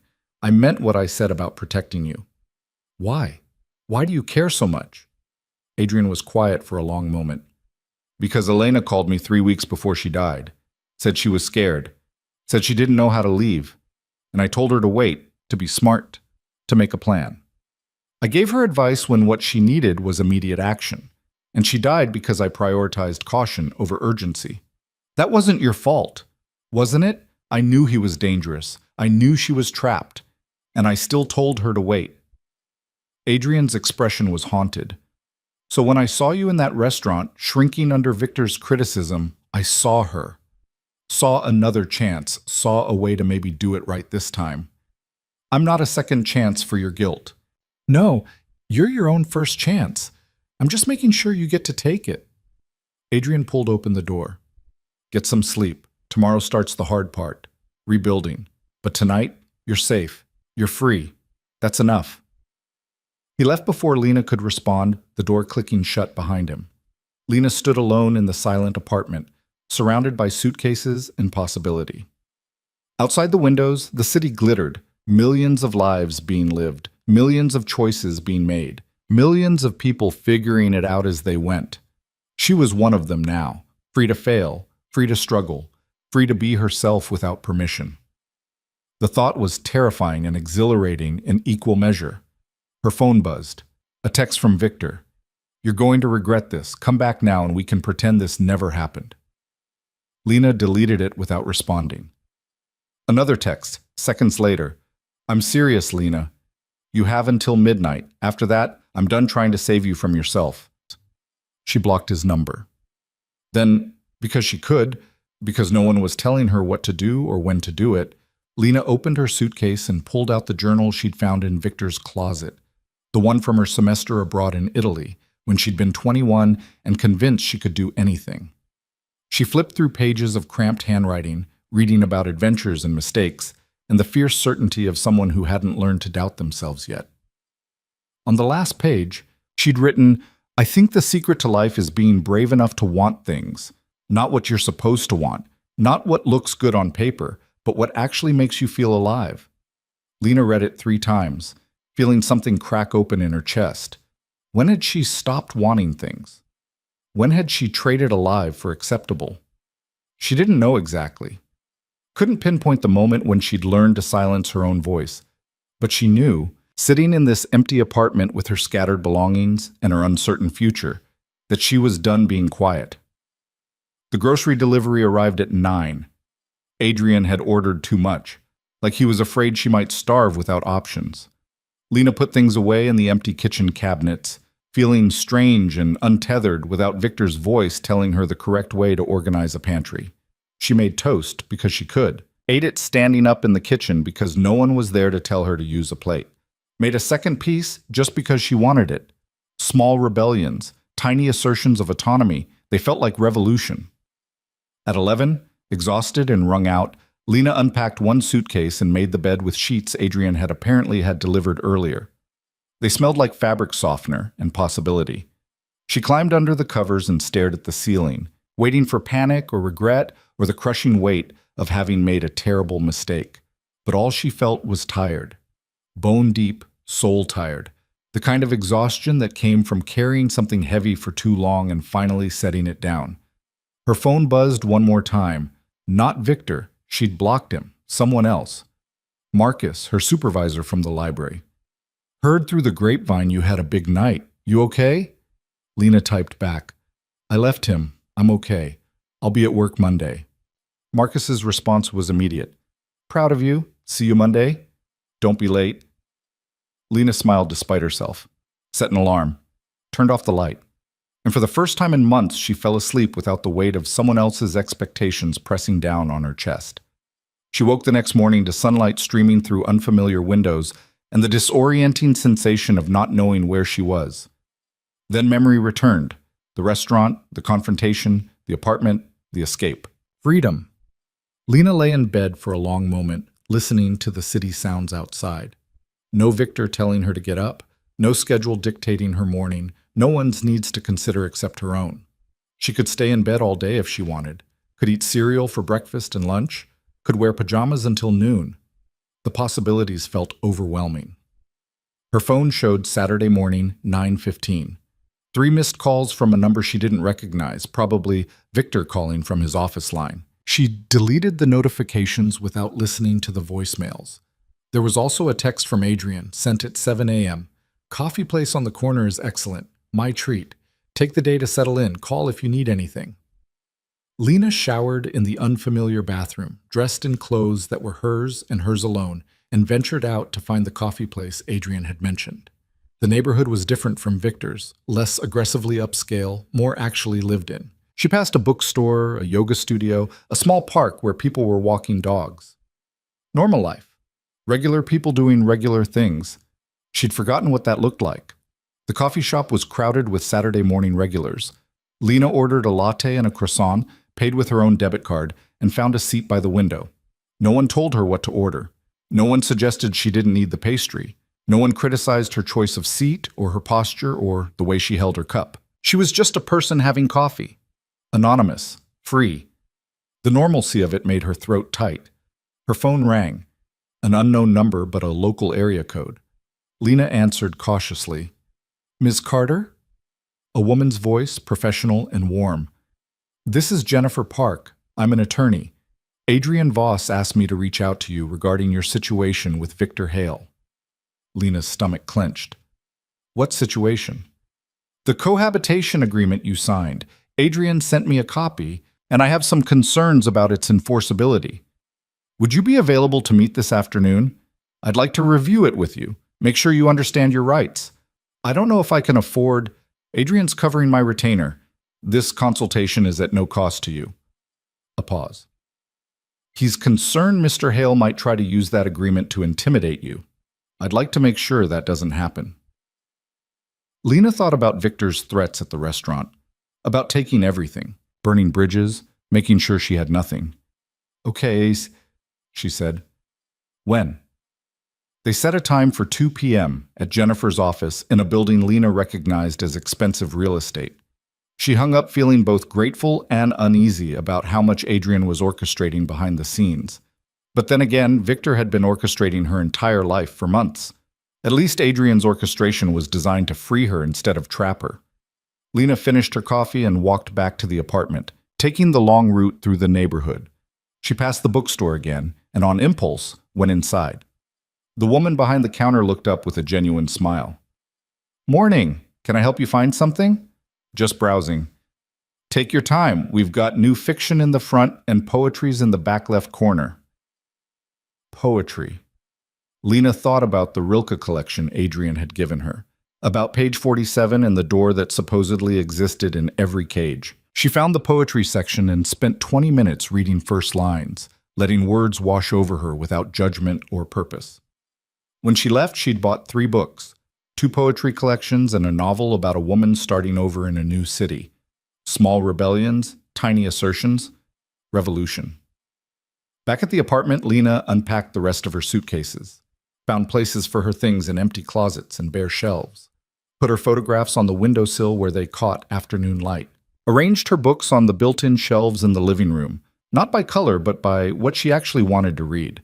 It took 3 hours to make the space feel even remotely like hers, but by the time she left for the attorney's office, the apartment had started to shift from possibility to reality. Jennifer Park's office was on the 23rd floor of a glass building downtown.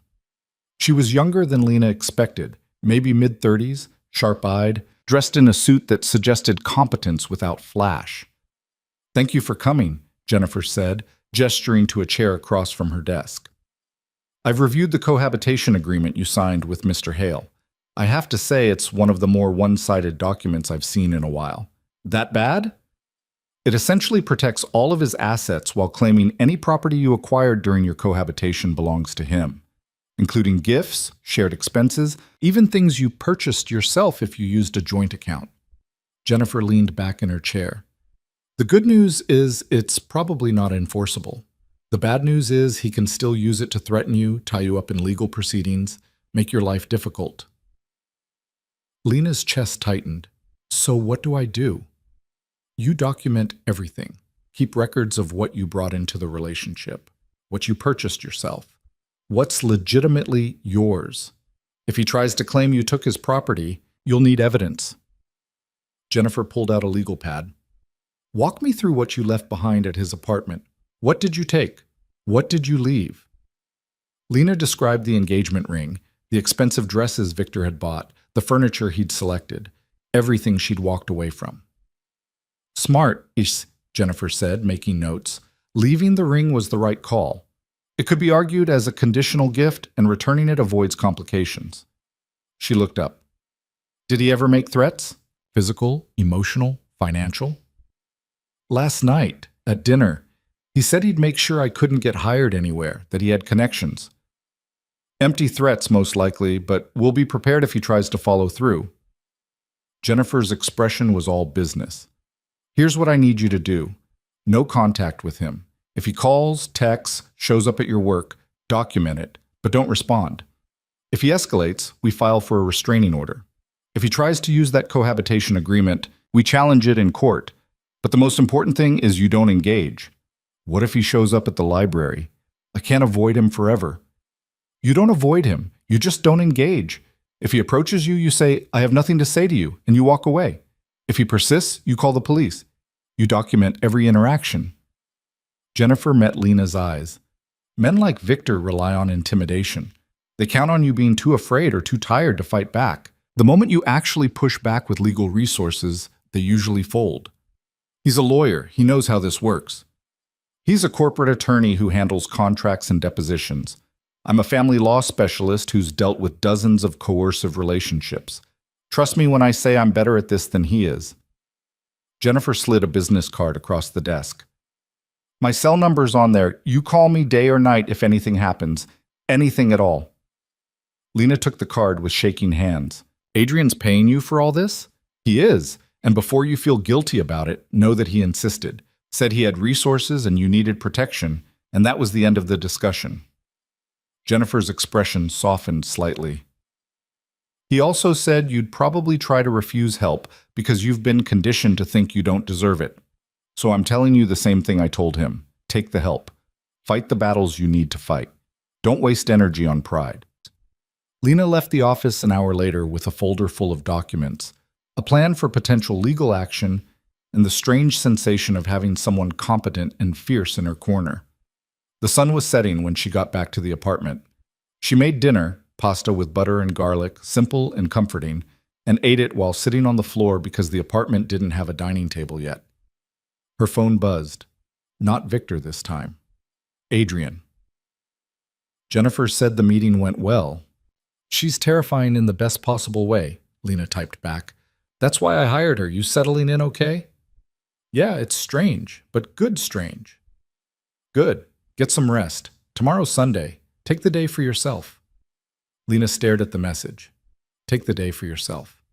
Such a simple concept. Such an impossible luxury when she'd been with Victor. She typed back, thank you for everything. Adrian's response took a moment. Stop thanking me. Start living. That's all the payment I need.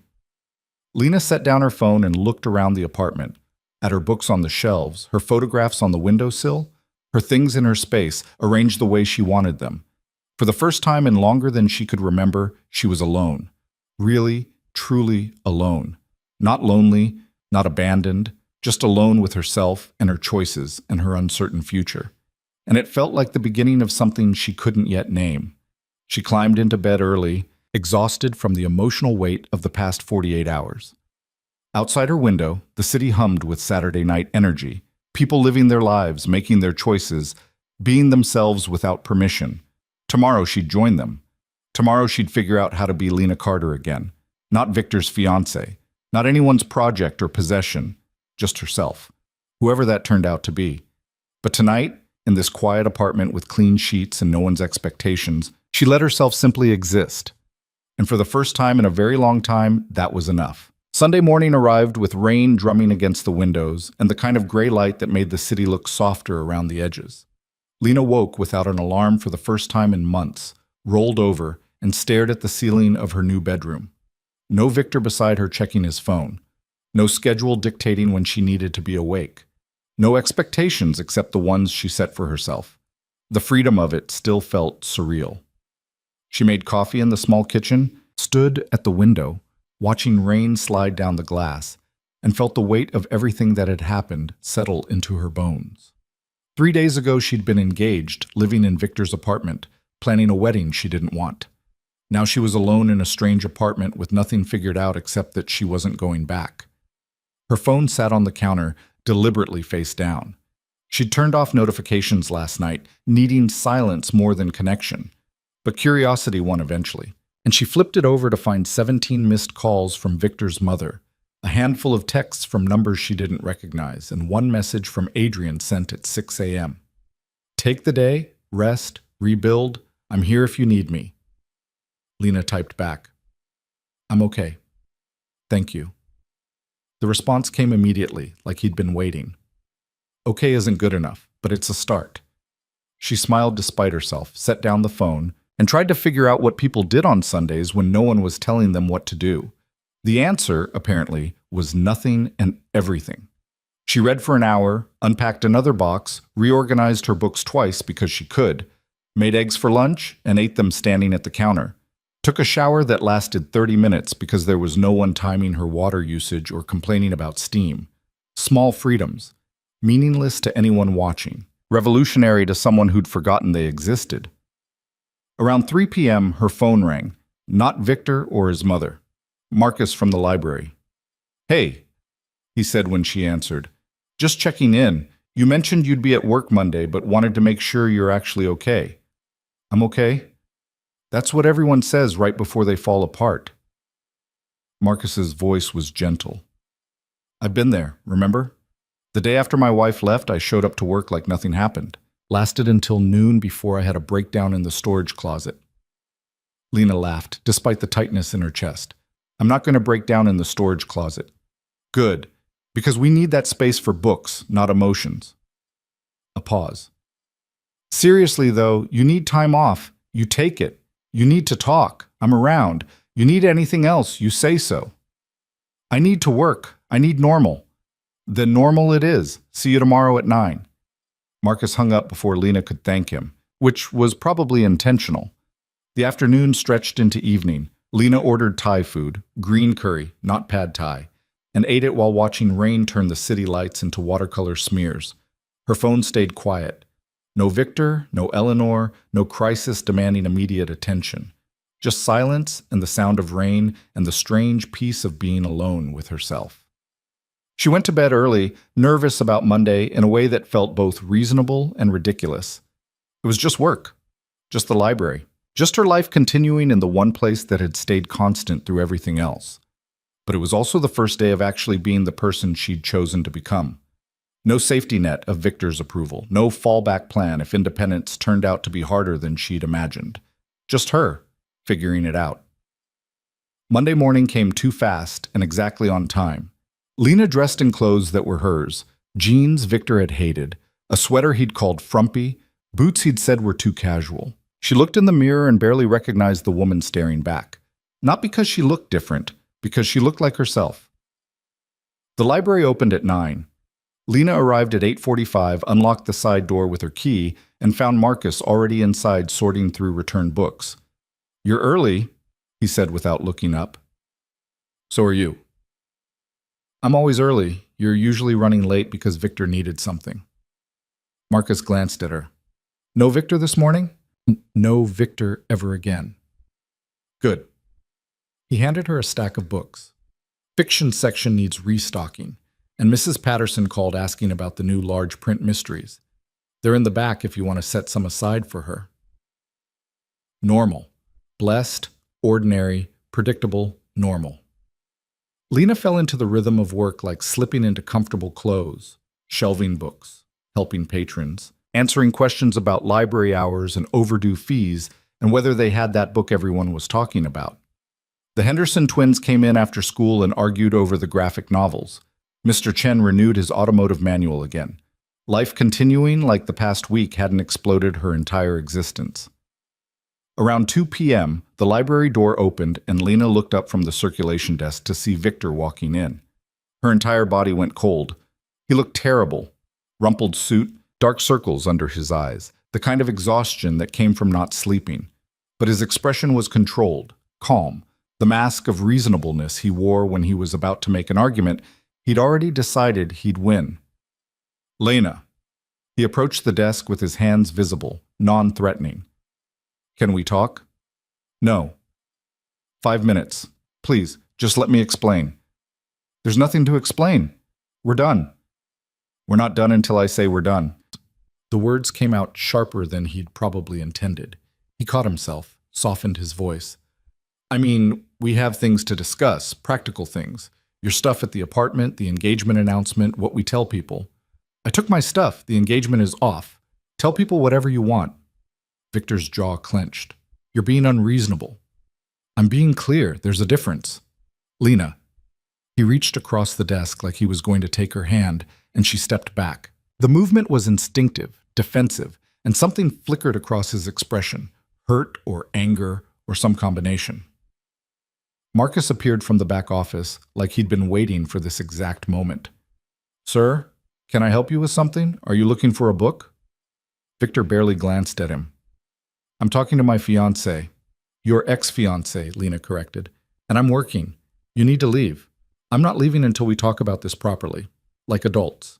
Then I'm calling the police. Marcus pulled out his phone with the calm certainty of someone who dealt with difficult patrons before. You're harassing my employee. Either leave voluntarily or leave with an escort. Victor's face flushed. This is insane. Lena, tell him this is insane. Leave, Victor. You can't just throw away everything we built over one argument. It wasn't one argument. It was months of you telling me who to be. Lena's voice stayed steady, even though her hands were shaking. I'm done. We're done. Leave. Victor looked between Lena and Marcus, clearly doing calculations about how this would look if the police actually showed up. Finally, he stepped back with his hands raised in mock surrender. Fine. I'll leave. But this isn't over, Lena. You don't get to just walk away from your responsibilities. Watch me. He turned and walked out, and Lena's legs went weak. She grabbed the edge of the desk to steady herself, breathing hard. Marcus lowered his phone. You okay? Yeah, no, I don't know. Lena sank into the desk chair. I can't believe he came here. Men like that always come back. They can't handle losing control. Marcus pulled up a chair beside her. You did good. Stood your ground. Didn't engage. I feel like I'm going to throw up. That's normal. Adrenaline crash. Marcus handed her a bottle of water from his desk drawer. Drink this. Breathe. And then we're going to document what just happened in case we need it later. They spent 20 minutes writing down everything, what Victor said, how he acted, the implicit threats wrapped in reasonable language. Marcus made copies, filed one with the library's incident reports, and gave one to Lena. Keep this. If he shows up again, we'll have a pattern. Marcus returned to sorting books like nothing had happened. And you might want to give your friend a heads up. The guy in the expensive suit, he seems like someone who'd want to know. Lena pulled out her phone and texted Adrian. Victor showed up at the library. Marcus handled it. I'm okay. The response came within seconds. Did he threaten you? Not explicitly, just implied I was being unreasonable. That's a threat. I'm calling Jennifer, and I'm coming by when you're done with work. You don't have to. I know. Doing it anyway. What time do you finish? Lena told him 5 p.m., then tried to return to normal work. But her hand shook every time the door opened, and she kept watching for Victor's car through the windows. The rest of the afternoon crawled by. Finally, 5 o'clock arrived, and Lana locked up the library with Marcus watching to make sure she got to her car safely. Adrian was leaning against a black Mercedes in the parking lot, looking like he'd come straight from some business meeting. He straightened when he saw her. You okay? Everyone keeps asking me that. Because you're not okay. You're just functional. Adrian opened the passenger door of his car. Get in. We're going somewhere. Where? Does it matter? Lena thought about going back to the empty apartment, about sitting alone with her thoughts and her fear that Victor would show up there too. No, I guess it doesn't. She climbed in, and Adrian drove through the city without explanation. 20 minutes later, they pulled up outside an upscale restaurant, not the one where they'd first met, but similar energy. Quiet, expensive, the kind of place where serious conversations happened. I'm not dressed for this, Lena said, looking down at her jeans and sweater.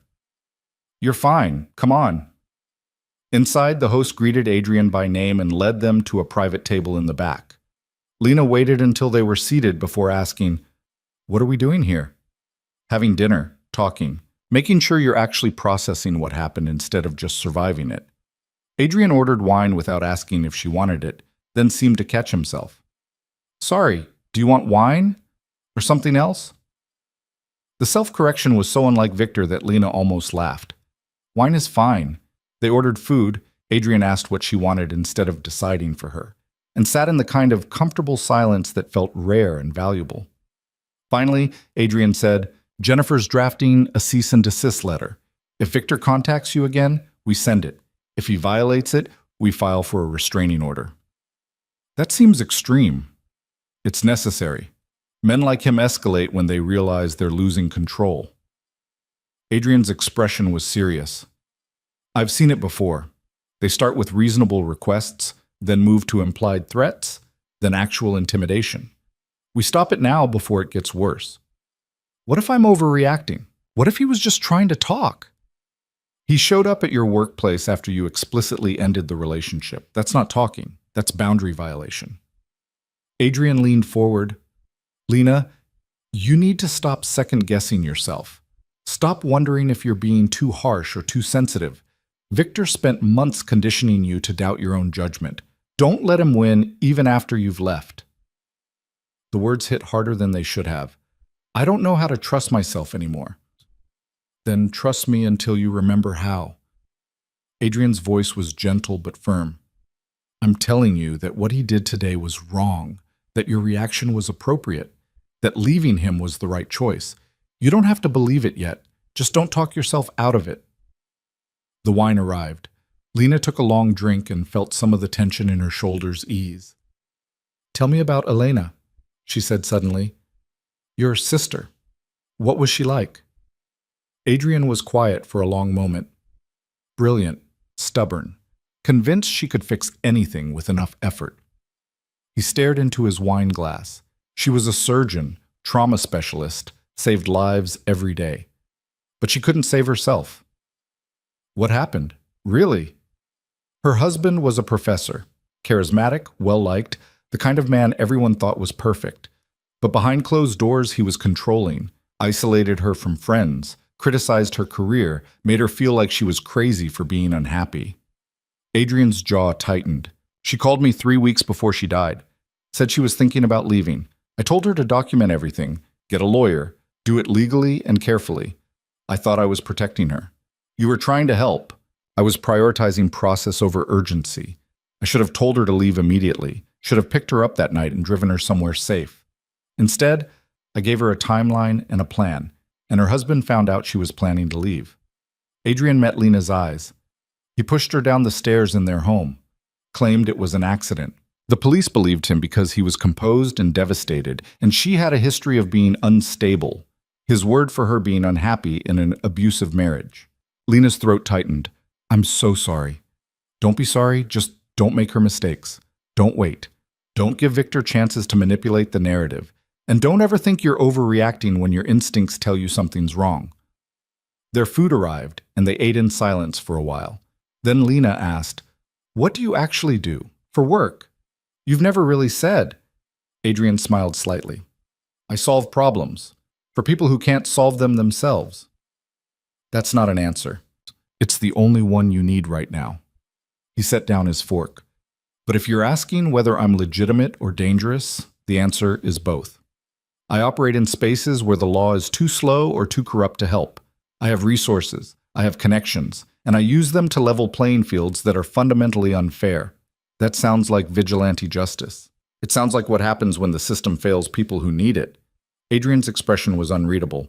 Elena couldn't get help from the police. Couldn't prove her husband was abusive because he never left visible marks. The system protected him and failed her. I decided I wouldn't let that happen to anyone else if I could prevent it. So you rescue people. I give them options. What they do with those options is up to them. Adrian gestured at Lena. You're not my charity case. You're someone who needed space to make her own choices. I provided that space. What you do now is entirely your decision. Lena looked at him.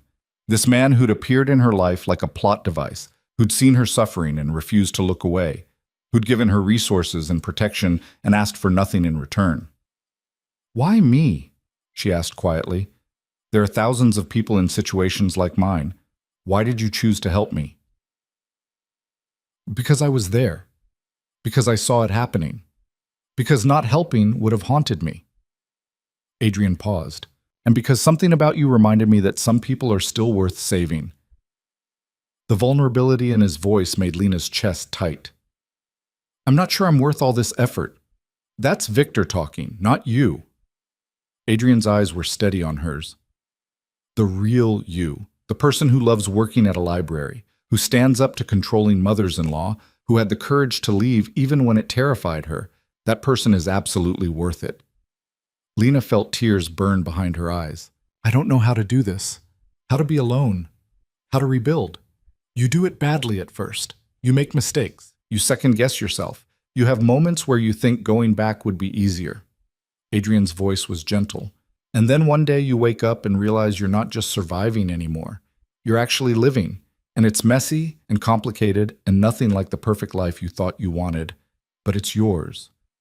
They finished dinner slowly, talking about nothing important and everything that mattered. Books they'd read, places they'd traveled, the strange isolation of being in a crowded city. Lena learned that Adrian had a dog named Murphy who was ancient and stubborn, that he'd grown up in Boston but left after Elena died because the city felt haunted, that he didn't sleep well and worked too much and probably needed therapy but kept finding reasons not to go. He was human, flawed, carrying his own damage while trying to prevent others from accumulating theirs. By the time they left the restaurant, it was past 9, and the city had settled into its nighttime rhythm. Adrian drove Lena back to her apartment, parked in the visitor's lot, and walked her to the building entrance. "Thank you," Lena said, "for dinner, for listening, for everything." "Stop thanking me." "I don't know what else to say." Adrian smiled slightly. "Say you'll be okay. That's all I need to hear."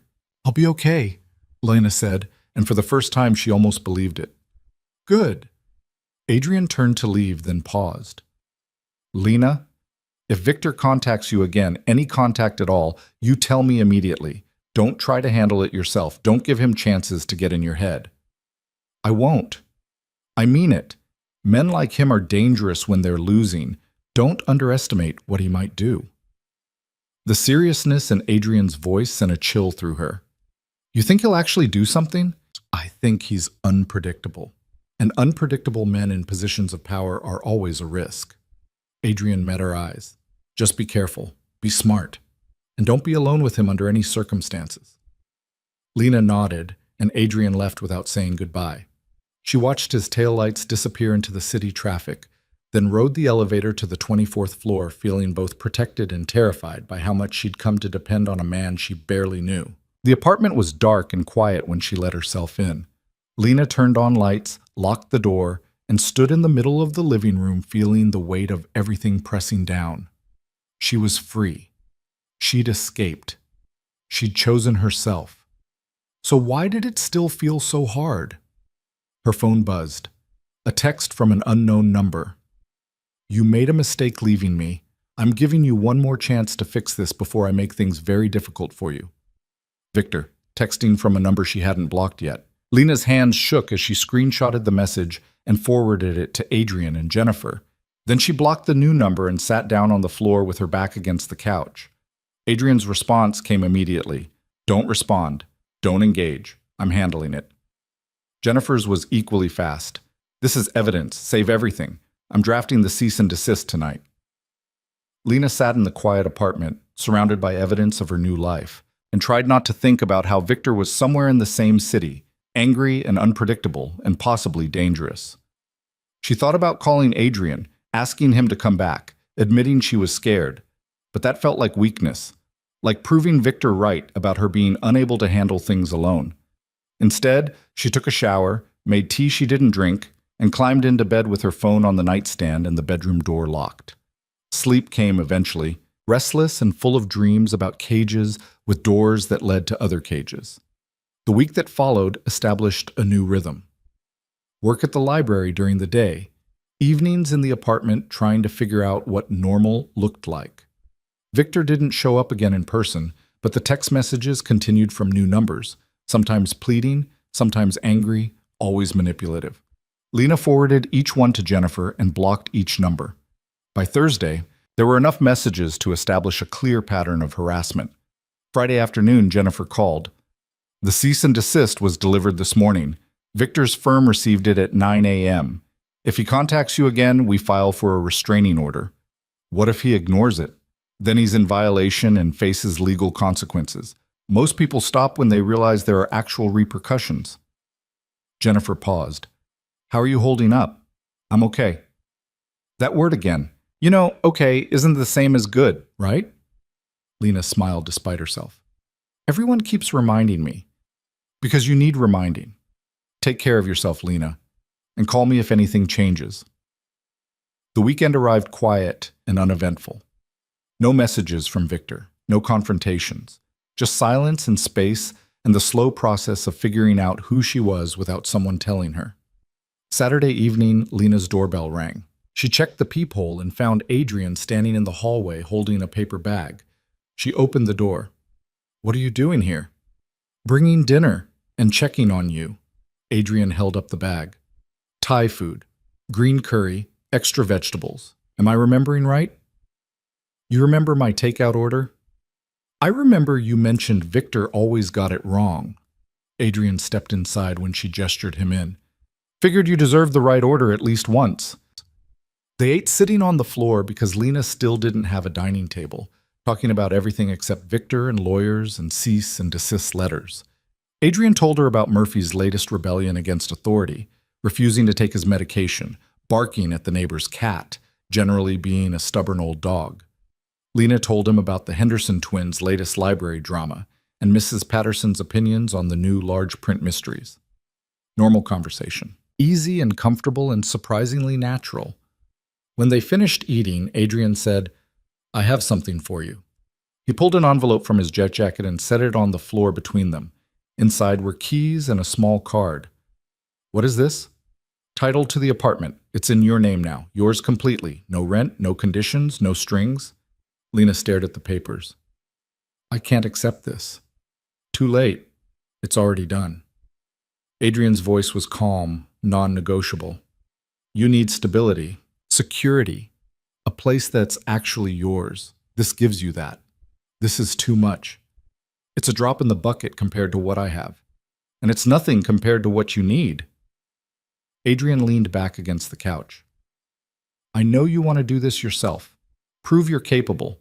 But accepting help isn't weakness, Lena. It's strategy. You can't rebuild while you're worried about rent or Victor showing up or having nowhere safe to go."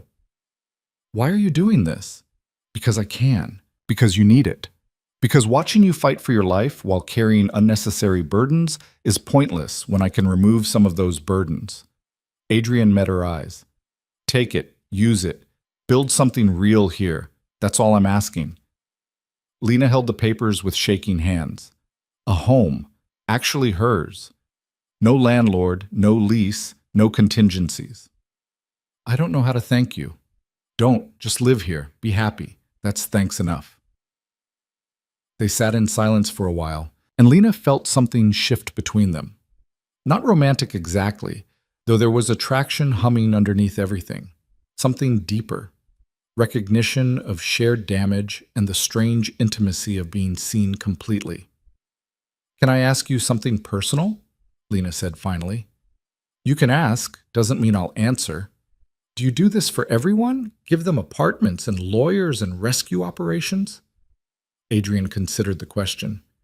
"No, most people I help get resources and information, options for escaping whatever situation they're in, but I don't usually get personally involved." "So why me?" "I told you. You reminded me of Elena." "That's not the whole truth." Adrian smiled slightly. "No, it's not." He stood and walked to the window, looking out at the city lights.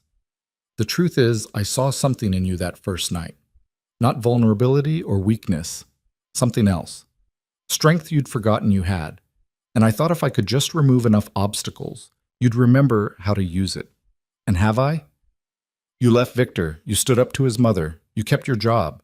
You're building a life on your own terms." Adrian turned back to her. "Yeah, you've remembered." Lena joined him at the window, standing close enough that she could feel the warmth of him. "I'm still scared most of the time." "Scared means you're paying attention. It's not a weakness. It feels like one. That's because Victor spent months convincing you that needing anything made you defective. But fear is just information. What you do with it is what matters." They stood there looking out at the city, and Lena felt the enormity of what had changed in 2 weeks. 2 weeks ago, she'd been engaged to a man who made her feel invisible. Now she was standing in her own apartment with a man who saw her completely and asked nothing in return except that she exist authentically. "I should go," Adrian said finally. "It's late. Stay." The word came out before Lena could think about it. "I mean, not like that. Just stay and talk. I don't want to be alone right now." Adrian studied her for a long moment. "You sure?" "Yes." They ended up on the couch, talking until past midnight. About Elena and Victor and all the ways people learn to disappear inside their own lives. About fear and courage and the strange space between them where most people actually lived. About what it meant to rebuild when everything had been broken. Somewhere around 2 a.m., Lena fell asleep mid-sentence, her head tilted against the couch cushion. She woke hours later to find Adrian gone and a blanket draped over her that hadn't been there before. On the coffee table was a note in his handwriting. "You asked what you owe me. Here's the answer. Owe yourself the life you deserve. That's all." Lena held the note and felt something crack open in her chest. Not grief, not fear. Something that felt dangerously close to hope. The next few weeks settled into a new normal. Work at the library, evenings in her apartment, weekend coffee shops and bookstores, and the slow process of remembering who she was. Victor stayed silent after the cease and desist, and Lena started to believe maybe it was actually over. Then, 3 weeks after she'd left him, Eleanor Hale showed up at the library.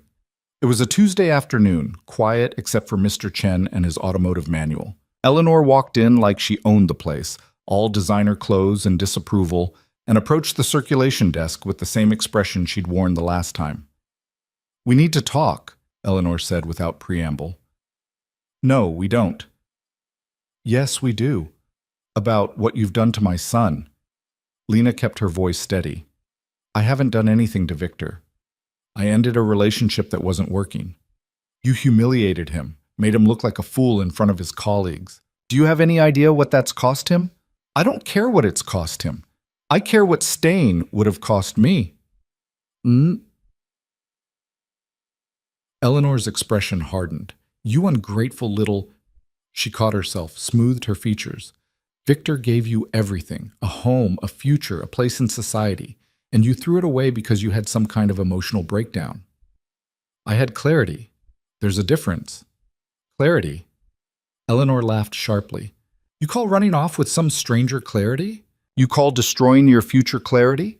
I call choosing myself clarity. I call refusing to be controlled clarity. I call leaving before I completely disappeared clarity. You're being dramatic. Victor never controlled you. He guided you, helped you be better. He tried to make me someone I'm not, someone who existed to make him look good." Lena's hands gripped the edge of the desk. "And you helped him do it. You scheduled my life, chose my clothes, decided my career wasn't good enough. You both treated me like a project instead of a person." Eleanor's face flushed. "How dare you? No, how dare you come to my workplace and harass me about choices that are mine to make?" Lena's voice rose slightly. "I don't owe Victor anything. I don't owe you anything. And I'm done being made to feel guilty for choosing myself. You'll regret this. Both of you will." Eleanor's voice went cold. "Victor has resources, connections. He'll make sure you—" "Make sure I what?" Adrian's voice cut through the library like a knife. Lena turned to find him standing near the entrance, and relief flooded through her. She hadn't called him, hadn't known he was coming, but there he was anyway, like he'd sensed she needed backup. Eleanor turned, recognition flickering across her face. "You, the man from before, Adrian Voss, and you're making threats in a public library, which seems unwise." Adrian crossed to the desk with controlled purpose. "I believe Lena asked you to leave. This is none of your concern. It became my concern the moment you started harassing someone under my protection." Adrian's voice was deadly calm. "You have two choices. Leave now, quietly, or leave in a few minutes when the police escort you out for trespassing." Eleanor looked between them, clearly calculating whether escalation was worth it. Finally, she drew herself up with offended dignity. "This isn't over," she said to Lena. "Yes," Adrian said flatly. "It is. And if either you or your son contacts Lena again, you'll discover exactly how quickly I can dismantle Victor's career and your social standing. I have resources too, Eleanor. Mine are significantly more effective than yours." The threat hung in the air, clear and undeniable. Eleanor left without another word, and Lena's legs went weak. Marcus appeared from the back office. "I'm starting to think we need a restraining order against the whole family." "Already in progress," Adrian said. He looked at Lena. "You okay?" "Yeah, thanks for—" She gestured vaguely, How did you know she was here? I didn't. I was bringing you lunch. He held up a bag Lena hadn't noticed. Good timing, apparently. Marcus cleared his throat. I'm going to go reshelve some books and pretend I didn't hear any of that. Lena, take your lunch break. He disappeared into the stacks, and Adrian handed Lena the bag. Come on, let's go outside for a minute. They sat on a bench near the library's entrance, and Lena ate a sandwich she didn't really taste while Adrian made calls to Jennifer about adding Eleanor to the restraining order petition. They're getting desperate, he said when he hung up. Which means they're losing. People who are winning don't show up at libraries making vague threats. Or maybe they're just getting started. No, they're finished. They just don't know it yet. Adrian's expression was certain. Jennifer's filing the restraining order tomorrow, against both Victor and Eleanor. If either of them comes near you, they'll be arrested. What if that makes things worse? It won't. Bullies rely on intimidation. The moment there are actual consequences, they fold. Adrian looked at her. Trust me, I've seen this pattern dozens of times. They're done. Lena wanted to believe him. Wanted to trust that the nightmare was actually ending instead of just evolving into something worse. I'm tired, she said quietly. Tired of fighting. Tired of looking over my shoulder. Tired of being scared. I know, but you're almost through it. Adrian's voice was gentle. Just a little bit longer. Then you get to actually start living. What if I don't remember how? Then you learn, like everything else. He stood and offered his hand. Come on, finish your shift. Then we're getting dinner somewhere nice and expensive, and you're going to practice wanting things without apologizing for it. Lena took his hand and let him pull her to her feet. You don't have to keep taking care of me. I know, want to anyway. They walked back into the library together, and Lena finished her shift with the kind of quiet determination that felt like progress. When 5 o'clock arrived, Adrian was waiting in the parking lot like he'd promised. They went to dinner, not Thai this time, but a steakhouse where the menu didn't have prices and the wine list required translation. Adrian ordered for himself and then asked Lena what she wanted, actually listened to her answer, and didn't question her choices. Small things. Meaningless to anyone watching, revolutionary to someone who'd forgotten what respect looked like. Over dinner, Adrian said, I have something to tell you, and you're going to have questions. Lena set down her fork. That's ominous. Not ominous, just complicated. Adrian took a breath. I'm leaving the city next month, moving to Seattle to start a foundation, something I've been planning for a while. Lena's chest tightened. Oh. It's not about you. This was in motion before we met, but the timing's lousy, and I wanted you to know. A foundation for what? Helping people leave abusive situations. Legal resources, housing, protection, the kind of support Elena needed and couldn't find. Adrian met her eyes. After she died, I spent years being angry.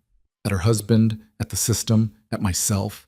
The foundation is me channeling that into something useful. That's incredible. It's necessary. Too many people fall through the cracks. He paused. But it means I won't be here, in the city, available if you need backup. Lena understood what he wasn't saying. You've been my safety net. I've been your temporary support system. But you don't need me anymore. You've got Jennifer for legal issues. You've got the apartment. You've got your job and your independence and your life back. Adrian's voice was steady. You're going to be fine without me. What if I don't want to be without you? The words hung between them, heavier than Lena had intended. Adrian was quiet for a long moment. What are you asking? I don't know. Lena struggled to articulate something she barely understood herself. You've been there for every hard moment, every crisis, every time I needed someone to remind me I wasn't crazy. And now you're leaving, and I feel like I'm losing the one person who actually sees me. I see you, but I'm not the only one who will. Adrian reached across the table and took her hand. You're going to build a life here. Make friends who aren't controlled by Victor. Find people who appreciate you for who you actually are. You don't need me to validate your existence. But what if I want you to stay anyway? Oh, want and need are different things. Adrian's thumb traced circles on her palm. I think you're confusing gratitude with something else. And that's normal. I helped you escape. That creates intensity that feels like connection, but it's not the same as actually knowing someone. So we don't know each other? We know pieces, crisis versions, who we are under pressure. Adrian's expression was soft. But you don't know who I am on a normal Tuesday. I don't know how you take your coffee or what you do on Saturday mornings or whether you're a morning person. We've only ever existed in emergency mode. Lena pulled her hand back. You're saying this whole thing has been you playing hero and me playing victim. No, I'm saying we've been two people helping each other through trauma. Mine old, yours current, and that's valuable. But it's not the foundation for whatever you think you're asking for. What do you think I'm asking for? Adrian smiled sadly. I think you're asking me to be the next person who makes decisions for you. Different decisions than Victor, better decisions, but still external validation instead of internal certainty. The accuracy stung. That's not fair. It's completely fair, and it's completely understandable. Adrian's voice was gentle. You just escaped one cage. Don't climb into another one, even if this one's prettier. They finished dinner in heavy silence. Adrian paid the bill and drove Lena back to her apartment without either of them speaking. At the building entrance, he finally said, I'm not abandoning you. I'm giving you space to figure out who you are without someone else's presence defining it. That's the whole point of everything we've done. When do you leave? 4 weeks, but I'll still be available by phone, and Jennifer will be here if you need legal support. And you have Marcus at the library, and a whole life you're building that has nothing to do with me. What if Victor comes back? He won't. The restraining order will be in place by Friday. If he violates it, he goes to jail. He's too concerned with his reputation to risk that. Adrian touched her face gently. You're safe, Lena. You're free. Now you just have to learn how to live like it. He left before she could respond, and Lena rode the elevator to her apartment feeling hollowed out and confused. She'd been so focused on escaping Victor that she hadn't thought about what came after escape, hadn't planned for the vast emptiness of freedom or the terrifying responsibility of making every decision for herself. Adrian was right. She'd been using him as a crutch, a safety net, a substitute for the confidence she hadn't rebuilt yet. But being right didn't make it hurt less. The restraining order was approved on Friday. Jennifer called with the news that both Victor and Eleanor were legally prohibited from contacting Lena or coming within 500 feet of her home or workplace. How long does it last? Lena asked. 1 year, renewable if needed. But honestly, I don't think you'll need to renew it. Victor's firm is already distancing themselves from him. Turns out threatening your ex-fiancé while your company's under ethics review isn't great for your career. Ethics review? Adrian's investigator found some interesting things. Mishandled client funds, falsified billable hours, a few complaints that were quietly settled. Nothing criminal, but enough to make the partners nervous. Jennifer sounded satisfied. Victor's not going to risk his career over you. He's already moved on to damage control. After hanging up, Lena sat in her apartment and processed the information. It was over. Actually over. Victor couldn't contact her, couldn't threaten her, couldn't control any aspect of her life. She was free. The realization felt both enormous and anticlimactic. Over the next 2 weeks, Lena slowly started building a life that was actually hers. She took the extra hours at the library Marcus offered, joined a book club that met at a coffee shop near her apartment, started saying yes to invitations instead of automatically checking whether Victor would approve. Small steps, tiny assertions of autonomy. Adrian was still in the city, but increasingly absent, wrapping up his affairs before the move to Seattle. They texted occasionally, checking in, sharing small updates, but the intensity of those first weeks had faded into something quieter, something that felt like friendship instead of rescue operation. 3 days before Adrian was scheduled to leave, he called. Can I come by? I have something for you. Lena said yes, and an hour later he was at her door with a folder. What is this? She asked as he handed it to her. Information on the foundation. How to contact us if you ever need help or know someone who does. And this. He pulled out a second envelope. A job offer, if you want it. Lena opened the envelope and found a formal offer letter. Position, Community Outreach Coordinator. Location, Seattle. Salary, more than she'd ever imagined making. You're offering me a job? I'm offering you an option. If you want to stay here, keep the library position, build your life in this city. That's perfect. But if you want something different, something that uses your skills in a bigger way, this is available. Adrian's expression was carefully neutral. No pressure, no expectations, just an option. Lena stared at the offer letter. Why? Because you're good with people. Because you understand what it's like to need help and not know where to find it. Because the foundation needs someone who actually cares instead of someone just collecting a paycheck. He paused. And because I think you're capable of more than you've given yourself credit for. This feels like charity. It's a job, with a salary and responsibilities and performance reviews. If you're bad at it, you'll get fired. If you're good at it, you'll thrive. Adrian smiled slightly. I'm not offering you charity. I'm offering you an opportunity to be part of something that matters.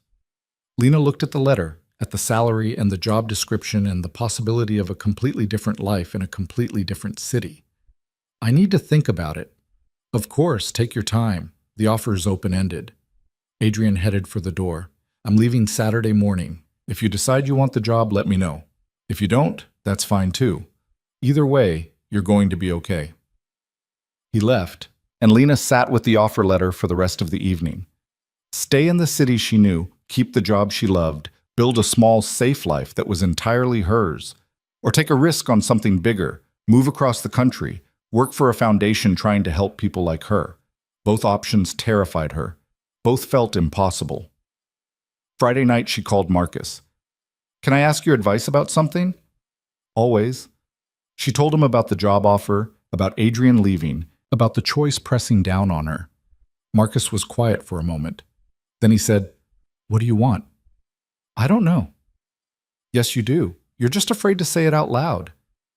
Lena thought about the library, about the regulars she'd come to know, about the comfortable routine she'd finally established.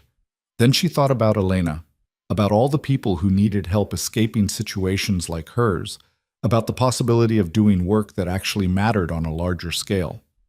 I want to go, she said quietly. I want to take the job. I'm just scared. Scared of what?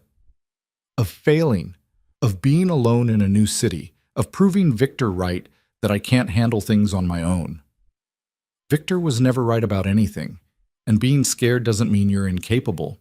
It means you're paying attention. Marcus paused. You know what I think? I think you've been playing it safe your whole life. Safe college, safe job, safe relationship that turned out to be a cage. Maybe it's time to stop playing safe and start playing alive. That sounds like something Adrian would say. Then maybe Adrian's smarter than I gave him credit for. Marcus's voice was warm. Whatever you decide, you'll be okay, but don't choose based on fear. Choose based on what you actually want. Lena hung up and looked around her apartment, at the space Adrian had given her, at the books on her shelves, at the life she'd started building. It was safe, comfortable, exactly what she'd needed 3 weeks ago. But she didn't need safe anymore. She needed to find out who she could become without fear dictating every choice. Saturday morning, Lena showed up at Adrian's building at 6 a.m. with a suitcase and the signed offer letter. He opened the door looking surprised. You're here. I'm taking the job, if the offer's still open. It's open. Adrian studied her. You sure about this? No, but I'm doing it anyway. Lena smiled. Someone once told me that being scared just means you're paying attention.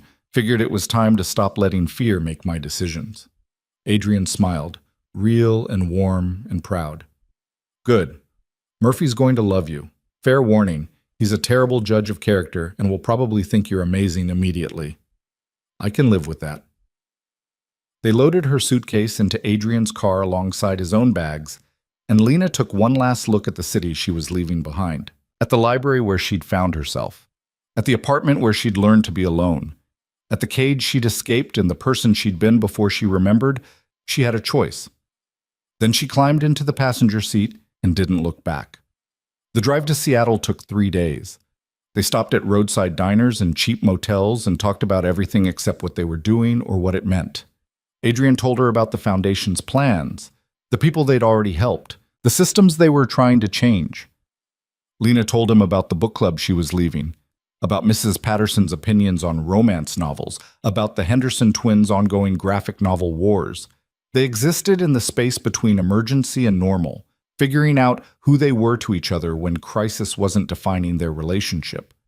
And slowly, carefully, they became something that felt like actual friends. On the third day, they arrived in Seattle to rain and gray skies in a city that felt nothing like the one Lena had left. Adrian's apartment was in a neighborhood full of coffee shops and bookstores and the kind of liberal politics that showed up on yard signs and bumper stickers. The foundation office was in a converted warehouse downtown, open floor plan, glass walls, a staff of 12 people who all looked up when Lena walked in behind Adrian. "Everyone," Adrian said, "this is Lena Carter, our new community outreach coordinator. She starts Monday." The team welcomed her with the kind of genuine warmth that suggested they were all there for the same reason, because they'd survived something or lost someone and decided to turn that pain into purpose. Lena's apartment was 3 blocks from the office, Adrian's doing, though he claimed it was just practical. She spent the weekend unpacking and exploring the neighborhood and trying not to panic about starting a job she had no idea how to do. Monday morning arrived with more rain. Lena walked to the office at 8:30 and found Adrian already there, coffee in hand. "Ready?" he asked. "Terrified." "Good. Terrified means you care." He handed her a folder. "Your first assignment. Woman in Spokane trying to leave an abusive marriage. Needs legal resources, temporary housing, and someone to talk her through the process. Think you can handle it?" Lena took the folder and looked at the intake form. At the woman's story that was different in details but the same in structure as her own. At the opportunity to be for someone else what Adrian had been for her. "Yeah," she said, "I can handle it." And she did. That first week, then the next, then the month that followed. She talked to women leaving dangerous situations, connected them with lawyers and housing and protection. She learned the systems and the loopholes and how to fight for people who'd forgotten they were worth fighting for. She was good at it. Better than good. Natural. 2 months in, Adrian stopped by her desk with coffee and a slight smile. "You're thriving." "I'm surviving." "No, you're past surviving. You're actually living." He set the coffee down. "I'm proud of you." "For what?" "For choosing yourself, for taking the risk, for being brave enough to want something instead of just accepting what you were given." Lena looked at him. This man who'd seen her at her lowest, who'd given her space to rebuild, who'd trusted her to become someone worth trusting. "Thank you," she said. "For everything. For the door. You walked through it. That was all you." 3 months became 6. 6 became a year. Lena built a life in Seattle that was nothing like the one she'd imagined and everything she actually needed. She made friends at the foundation, adopted a rescue dog named Scout, who was neurotic and perfect. Started dating eventually, cautiously, with boundaries, with the knowledge that she'd rather be alone than diminish herself again. Adrian remained her colleague and friend, but the intensity of those first weeks faded into something steadier. They got coffee on Fridays and argued about foundation policy and occasionally went to dinner when neither of them felt like being alone. It wasn't a love story, it was something better, a story about 2 damaged people helping each other remember how to be whole. On the 1-year anniversary of leaving Victor, Lena went to dinner alone at a restaurant she chose. She ordered what she wanted, wore what she liked, and sat by herself without apologizing for taking up space. Her phone buzzed. A message from Adrian. "Happy Independence Day. Proud of you." Lena smiled and typed back. "Thanks for showing me the door. You walked through it. That was always the hard part." She finished dinner and walked home through rain that felt cleansing instead of miserable. Back at her apartment, Scout greeted her with the kind of enthusiastic love that didn't come with conditions. Lena changed into comfortable clothes, made tea, and sat by the window watching the city lights reflect on wet pavement. Somewhere in another city, Victor was probably still trying to control someone else. Eleanor was probably still judging people for not meeting her standards. The world was full of cages and people who built them and people who got trapped inside. But Lena wasn't in a cage anymore. She was free. Messy and imperfect and still figuring it out, but free. And that, finally, was enough. Pa. She picked up her phone and called her mother, something she'd been avoiding for a year. The conversation was awkward at first, full of unspoken recriminations about the broken engagement and the life Lena had rejected.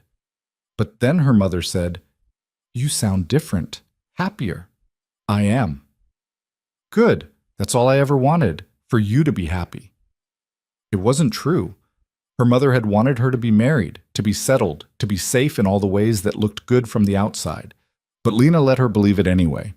After hanging up, she sat with the knowledge that some relationships would never fully heal, that some people would never understand why she'd left, that choosing herself meant accepting that not everyone would approve. And she was okay with that.